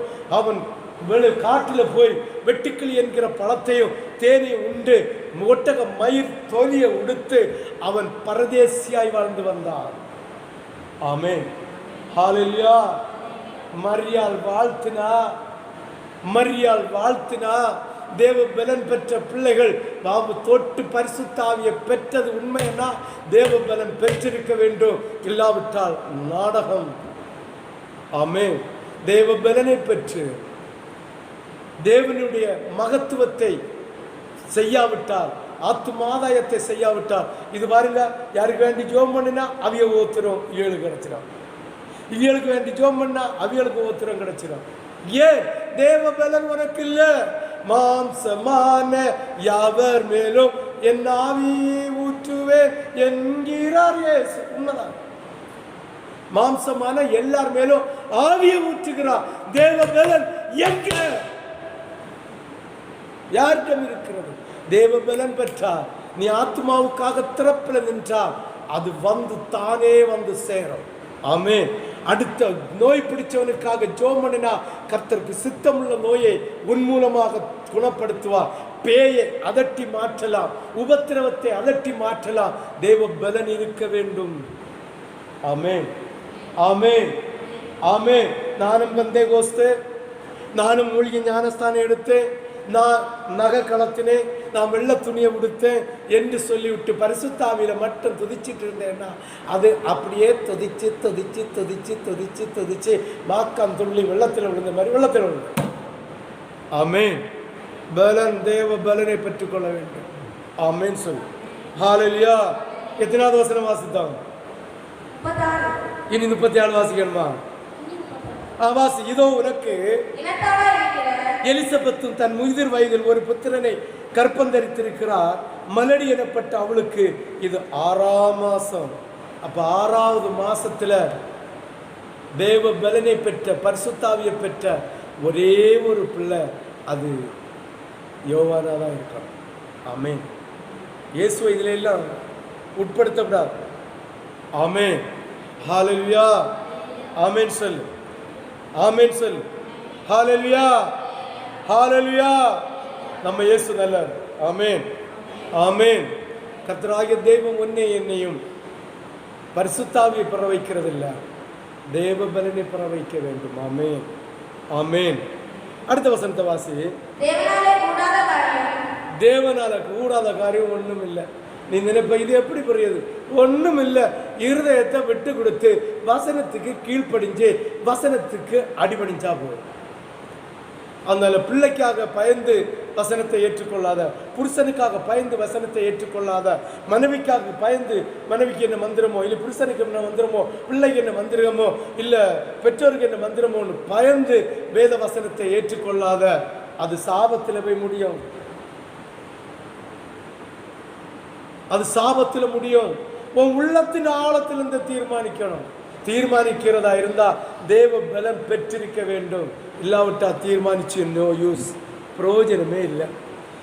வாசி 38. அதற்கு இதோ நான் ஆண்டவருக்கு அடிமை, உம்முடைய வார்த்தையின்படி எனக்கு ஆக கடவது என்றால், அப்பொழுது தேவதூதன் அவரிடத்தில் போய்விட்டான். கட்டளை கற்பனையை கொடுத்தான், மரியாளுக்கு போய்விட்டான்.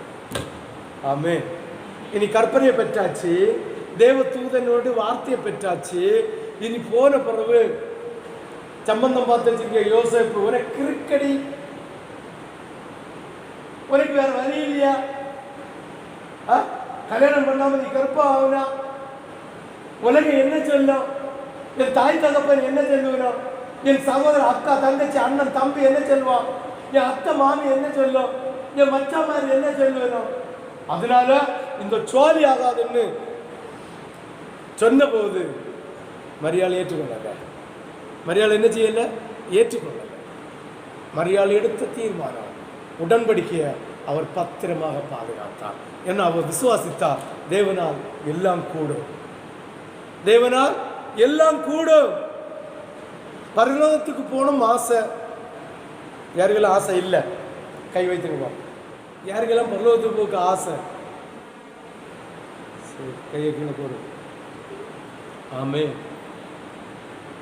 இன்னைக்கு சொல்றேன், நீ பரலோகத்துக்கு போகணும்னா கர்த்தராய் இயேசு கிறிஸ்து சுவிசேஷம் அறிவித்த போது, அதாவது ஞானஸ்தானம் பெற்று 3.5 வருஷத்தைக்குள்ள எவ்வளவு நிந்தனைகள், எவ்வளவு வியாதனைகள், எவ்வளவு போராட்டங்கள், எவ்வளவு துக்கக்கரங்களை அவர் அனுபவித்தாரோ, அதில் ஒரு சிறு பகுதியை நீ அனுபவிக்காவிட்டால் பரலோகத்துக்கு போக முடியாது. இது வேத சத்தியம், தேவன் என்னோடு சொன்ன வார்த்தை. ஆமென். போக முடியாது. நீ வேணும்னா நகையை கலத்திட்டு நகை போட்டைகளை எல்லாம் பரிகாசம் பண்ணு, பரிசுத்த ஆவியை பெற்றுட்டு தேவ பலனை பெறு. கர்த்தர் நமக்கு வழிகாட்டி, இயேசு கிறிஸ்து நமக்கு வழிகாட்டி. இயேசு கிறிஸ்துவுக்கு வழி அவருடைய ரூபம், அவருடைய சாயல், அவருடைய அன்பு, அவருடைய இரக்கம், அவருடைய கோபம், அவர் எதெல்லாம் செய்தாரோ, அதில் எவ்வளோ வேதனைப்பட்டாரோ, துக்கப்பட்டாரோ, அதில் ஒரு பகுதி நம்முடைய சரீரத்திலும் நம்முடைய ஆவியிலும் ஆத்மாவிலும் ஏற்றுக்கொள்ளாவிட்டால் நிச்சயமாக பரலோகம் இல்லை. அப்போ எத்தனை பேர் பரலோகத்துக்கு போவோம் என்பதை சிந்தித்து பாருங்கள். ஆதாம் வீழ்ச்சி அடைந்து கிட்டத்தட்ட இன்னைக்கு 7000 வருஷங்கள் ஆக போகுது. 7000 வருஷமா விழுந்து போன தூதர்களுக்குள்ள இடத்தை நிரப்ப முடியல தேவனுக்கு. அதுதான் அவருக்கு தாமதப்பட்டு கொண்டே இருக்கிறது. என்ன செய்ய முடியல? அந்த இடத்தை நிரப்ப முடியல. எத்தனை கோடான கோடான கோடான கோடி ஜனங்கள், இன்று இன்று எண்ணிக்கை கூட எத்தனை கோடி? 100 எத்தனையோ கோடி, 300 கோடிக்கு மேல. இந்தியாவில் மட்டும் 138 கோடின்னு நினைக்கிறேன். ஆமே. இந்த காலகட்டத்தில் அப்போ இன்னும் 7000 வருஷத்துக்கு முன்னால எத்தனை பேர் வாழ்ந்து கொண்டிருந்தார்கள். அப்போ எத்தனை 1000 கோடி. ஆனாலும் விழுந்து போன தூதனுடைய வாசஸ்தலத்தில் இன்னும் மனுஷனுடைய ஆவி ஆத்மாவை பரிசுத்தமாய் கொண்டு வைக்க முடியல. அப்ப எத்தனை பேரு பரலோகத்தில் போனாங்க, இனி நம்ம எத்தனை பேர் போக போறோம் சிந்திச்சு கொள்ளணும். ஆமே, பரலோகத்துக்கு போனோம் ஆசை ஜோபி. யார் போவா? யார் போவா? யோசித்து பாருங்கள். தேவ பலன் பெற்றா பராவிட்டா பரலோக ராஜ்யத்துக்கு போக முடியாது. ஏனென்றால் தேவ பலன் பெற்றாதான் அடுத்த ஆத்மாக்களுக்காக நீ முழங்கால் போட்டு ஜெபிக்கிற ஜெபம் பரலோகத்தில் எட்டும். ஆமென். அப்போ உனக்கு உபத்திரம் வரும், உடனே அவியலுக வியாதி இங்க வரேன்னு நான் சொல்லல. உலக மனுஷனால் உலக மார்க்கத்தால் நமக்கு உபத்திரவம் உண்டு. உபத்திரவப்படாதவர்கள் பரலோகம் இல்லை. ஆமென். ஹல்லேலூயா, ஹல்லேலூயா. வாசி அந்த வசனத்தை இருக்கா கூட. அதற்கு மரியாள், இதோ நான் ஆண்டவருக்கு அடிமை. பொருத்தனை பண்ணினா, அவ பொருத்தனை நிறைவேற்றா. கடைசி வரை கன்னியா இருந்து பிள்ளையை பெற்றெடுத்தா. ஆமென், ஆமென். இயேசுக்கு பொருத்தனை யார் நிறைவேற்றியா? நிறைவேற்றுவங்களை கர்த்தர் நிச்சயமா கன்னிமரியாளை கடாட்சித்தது போல, கன்னிமரியாளை ஆசீர்வதித்தது போல நிச்சயமா உன்னதத்தில் ஒரு பெரிய பங்கு, இயேசுவின் தாயினோட பங்கு யாருக்கு கிடைச்சது? அது கன்னிமரியாளுக்கு. அதே போல உன்னதத்தில் ஒரு பெரிய பங்கு உனக்கும் கிடைக்கும். ஆமென். ஹல்லேலூயா, ஹல்லேலூயா, ஹல்லேலூயா. நிச்சயமா கிடைக்கும். ஆமென் சொல்லு. யாரெல்லாம் விசுவாசிக்கிறது? அதுதான் தேவனால் கூடும், கூடாது உம்மால் கூடும், எல்லாம் கூடும். ஒரு வார்த்தை சொன்னால் நடக்கும். அவரால் கூடும். விசுவாசிங்கள். கர்த்தர் தான் உங்களை ஆசீர்வதிப்பார். வாசிங்கள். இனி இங்க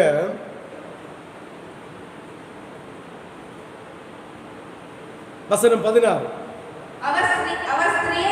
அவர் ஸ்திரியை நோக்கி, நீ கர்ப்பவதியா இருக்கும்போது. முதல்ல யாருக்கு கொடுத்தார் சாபம்? யாருக்கு கொடுத்தாரு? சர்ப்பத்துக்கு. நான் ஒன்று மனுஷன் இந்த சர்ப்பமாட்டு அதை பாம்பாட்டு ஒன்று ஒரு உருவமாக படித்து வச்சிருக்கேன். என்ன சாயல் இருக்க மனுஷனை வஞ்சிக்க நீ காரணமாக இருந்தா.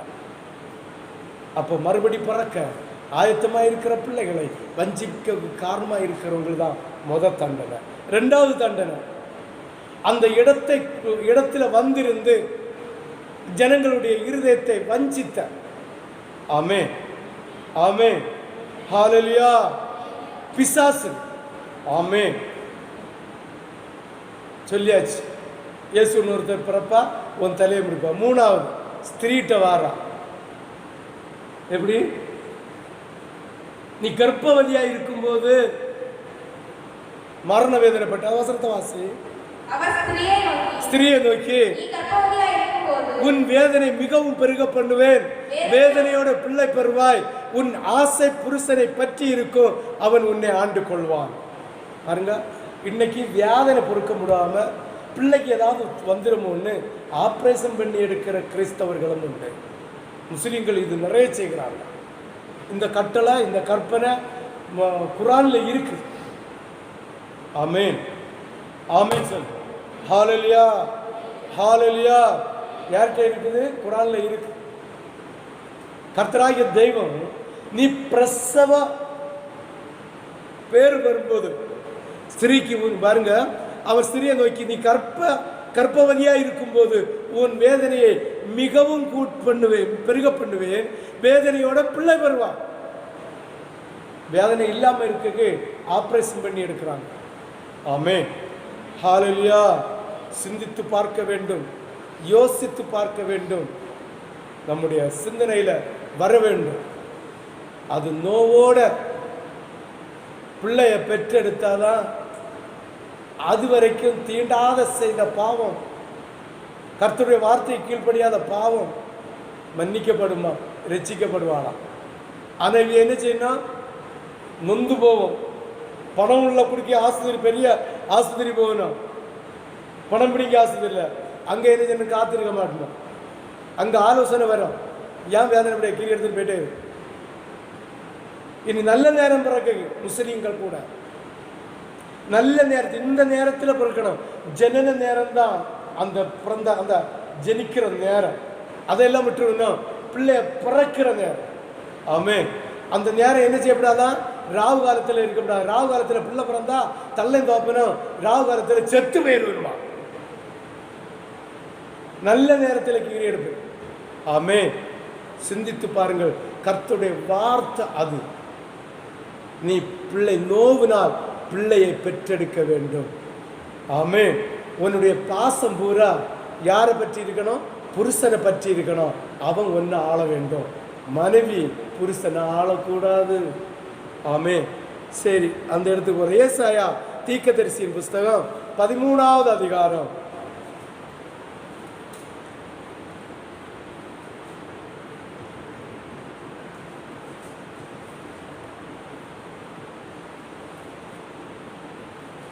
5 முதல் 9 வரை வாசிக்க கேட்போம். கர்த்தர் வருகிறார், அவருடைய கோபத்தின்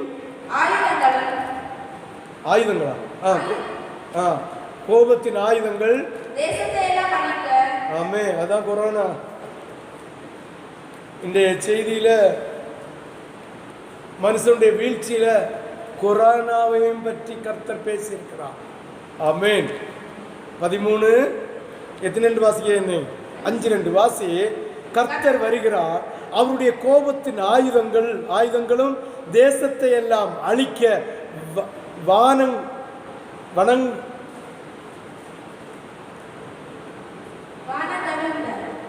கவிழ்ந்த கடையாந்தரம்.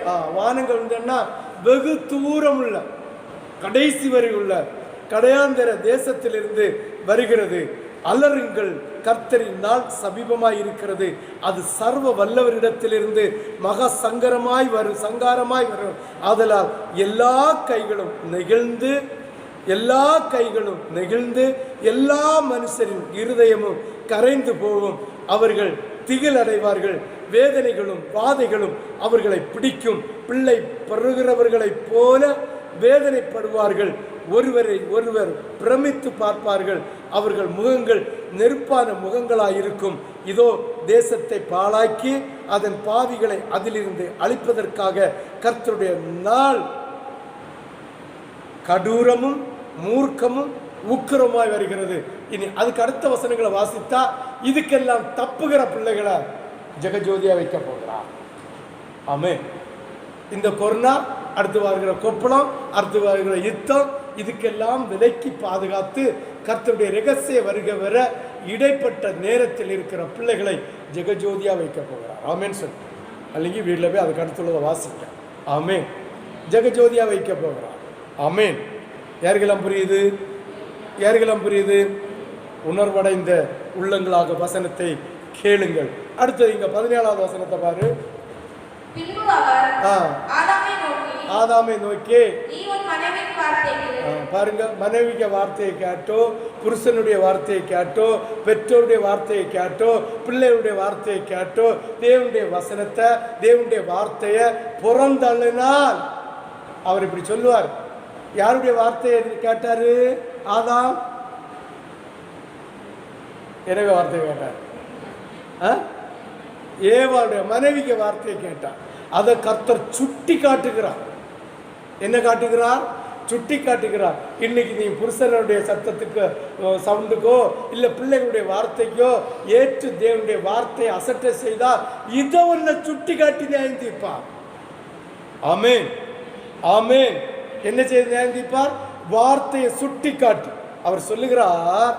பாருங்க, ஆதாமை நோக்கி, நீ உன் மனைவியின் வார்த்தைக்கு செவி கொடுத்து புசிக்க வேண்டாம் என்று நான் உனக்கு விலக்கின விருட்சத்தின் கனியை நீ செய்ய வேண்டாம் என்கிற ஆடம்பரத்தை நீ செய்தபடியினால், புசிக்க வேண்டாம் என்கிற விருட்சத்தின் கனியை நீ புசித்தபடியினாலே பூமி உன் நிமித்தம் சபிக்கப்பட்டிருக்குமா? ஆமே, எவ்வளோ பெரிய ஒரு கொடுமை இல்லையா? பூமியை அவன் நிமித்தம் சபிக்கப்பட்டிருக்கிறது. அந்த மனுஷன் தேவனுடைய வார்த்தைக்கு கீழ்ப்படியாதது நிமித்தம் இன்று நிறைய ஆதாம்கள் தேவனுடைய வார்த்தைக்கு கீழ்ப்படியல்ல. இப்படிப்பட்டவர்களின் நிமித்தம் இந்த கொரோனா பூமி சபிக்கப்பட்டதா இருக்கிறது. ஆமென். வெட்டுக்கிளி அரியனாவில் திரும்ப வந்துருக்கு. அடிச்சு பறத்தின வெட்டுக்கிளி எல்லாம் பறந்து போய் எல்லாம் ஒரே கூட்டமா அங்க வந்திருக்கிறான். ஆமென். ஹல்லேலூயா, ஹல்லேலூயா. அது விட்டு மாறாது. கொப்பளமும் கிப்பளமும் சப்பளமும் தப்பளமும் வந்துட்டு தான் இருக்கும். ஆமென். கர்த்தருடைய கோபம் தீருகிறது வரைக்கும் பாருங்க. ஆதாமை போல அடுத்தவங்களுடைய பேச்சை கேட்டு, அடுத்தவங்களுடைய உபதேசத்தை கேட்டு, அடுத்தவங்களுடைய இருதயத்தை கண்டு அடுத்தவர்கள் என்ன சொல்வார்கள் என்று இயேசுவின் போதனையை புறம் தள்ளினது நிமித்தம் கர்த்தர் அவர்கள் மூலம் பூமி சபிக்கப்பட்டிருக்கிறது என்பதை புரிந்து கொள்ள வேண்டும். ஆமென். சபிக்கப்பட்டிருக்கும். நீ உயிரோடு இருக்கும் நாளெல்லாம் வருத்தத்தோட அதன் பதிலனை புசிப்பார். ஆமென். அது உனக்கு முள்ளும் குறுக்கும் முளைப்பிக்கும் வெளியின் பயிர் வகைகளை புசிப்பார். நீ பூமியில் எடுக்கப்பட்டபடியினால் உன்னுடைய சரீரம் பூமிக்கு திரும்பும். ஆமென். ஹல்லேலூயா. யாருக்கெல்லாம் புரியுது? யாருக்கெல்லாம் புரியுது? அப்படியே 22 வாசிங்க. பின்பு தேவனாய் கர்த்தர், இதோ மனுஷன் நன்மை தீமை அறியத்தக்கவனாய் நம்மில் ஒருவரை போல ஆனால் இப்பொழுது அவன் தன் கையை நீட்டி ஜீவ விருட்சத்தின் கனியையும் பறித்து புசித்து என்றைக்கு உயிரோடு இராதபடிக்கு செய்ய வேண்டும் என்று அவன் எடுக்கப்பட்ட மண்ணை பண்படுத்த தேவனாகிய கர்த்தர் அவனை ஏதேன் தோட்டத்திலிருந்து அடிச்சு விரட்டி விட்டார். அவர் மனுஷனை துரத்தி விட்டு ஜீவ விருட்சத்துக்கு போகும் வழியை காவல் செய்ய. ஆமென். போதகர் மாதிரி சபையிலிருந்து விரட்டி விட்டா ஒளிச்சியாவது வந்துடலாம், என்னாவது சொல்லி வந்துடலாம். கர்த்தர் அவருடைய தோட்டத்திலிருந்து அனுப்பினதுதான். ஆமென். பைத்தியம் பிடிச்சாலும் சரிதான், மெண்டல் பிடிச்சாலும் சரிதான், அனுப்பினதுதான். ஆமென். யாருக்கெல்லாம் புரியுது? யாருக்கெல்லாம் புரியுது? நம்ம இயேசு நல்லவர். பாருங்க, அவர் மனுஷனை துரத்தி விட்டு ஜீவ விருட்சத்துக்கு போகும் வழியை காவல் செய்ய ஏதேன் தோட்டத்திற்கு கிழக்கு கேர்வீன்களையும் வீசிக்கொண்டிருக்கிற சுடரொளி பட்டயத்தையும் கர்த்தர் வைத்து பாதுகாத்தார். ஆனால் அவர் அவருடைய இடத்தை பத்திரப்படுத்திட்டே இருப்பார். ஒரு அசிங்கத்தை உள்ள ஏற்ற விட மாட்டார். அப்படியே ஏற்றினாலும் அசிங்கத்தை உடனே துரத்தி விடுவான். ஆமென். யாருக்கெல்லாம் புரியுது? அது உண்மைதான். மனுஷன் மூலம் பூமி சபிக்கப்பட்டிருக்கு. இன்னைக்கு மனுஷன் எதையெல்லாம் தொடியானோ அத்தனையும் கொள்ளை நோயா இருக்கு. மனுஷன் தொடப்படாதான், கை குலுக்கப்படாதான், கட்டி பிடிச்சப்படாதான், சேர்ந்து நடக்கப்படாதான். ஆமென் சொல்லு. கவர்மெண்ட் அறிவிக்குதா இல்லையா? அறிவிக்குது. கர்த்தர் சொன்ன வார்த்தை நிறைவேறிக்கொண்டே இருக்க. மனுஷன் நிமித்தம் பூமி சபிக்கப்பட்டிருக்கிறது.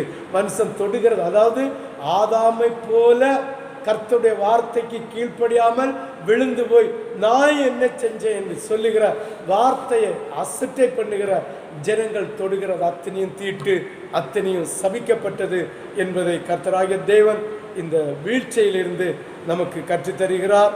பாருங்க, நல்லா புரிஞ்சுக்கணும். அறியாமையின் காலம் முடிஞ்சு இனி மனசாட்சியின் காலம் தொடங்கும். ஆமென். ஆமென் சொல்லு.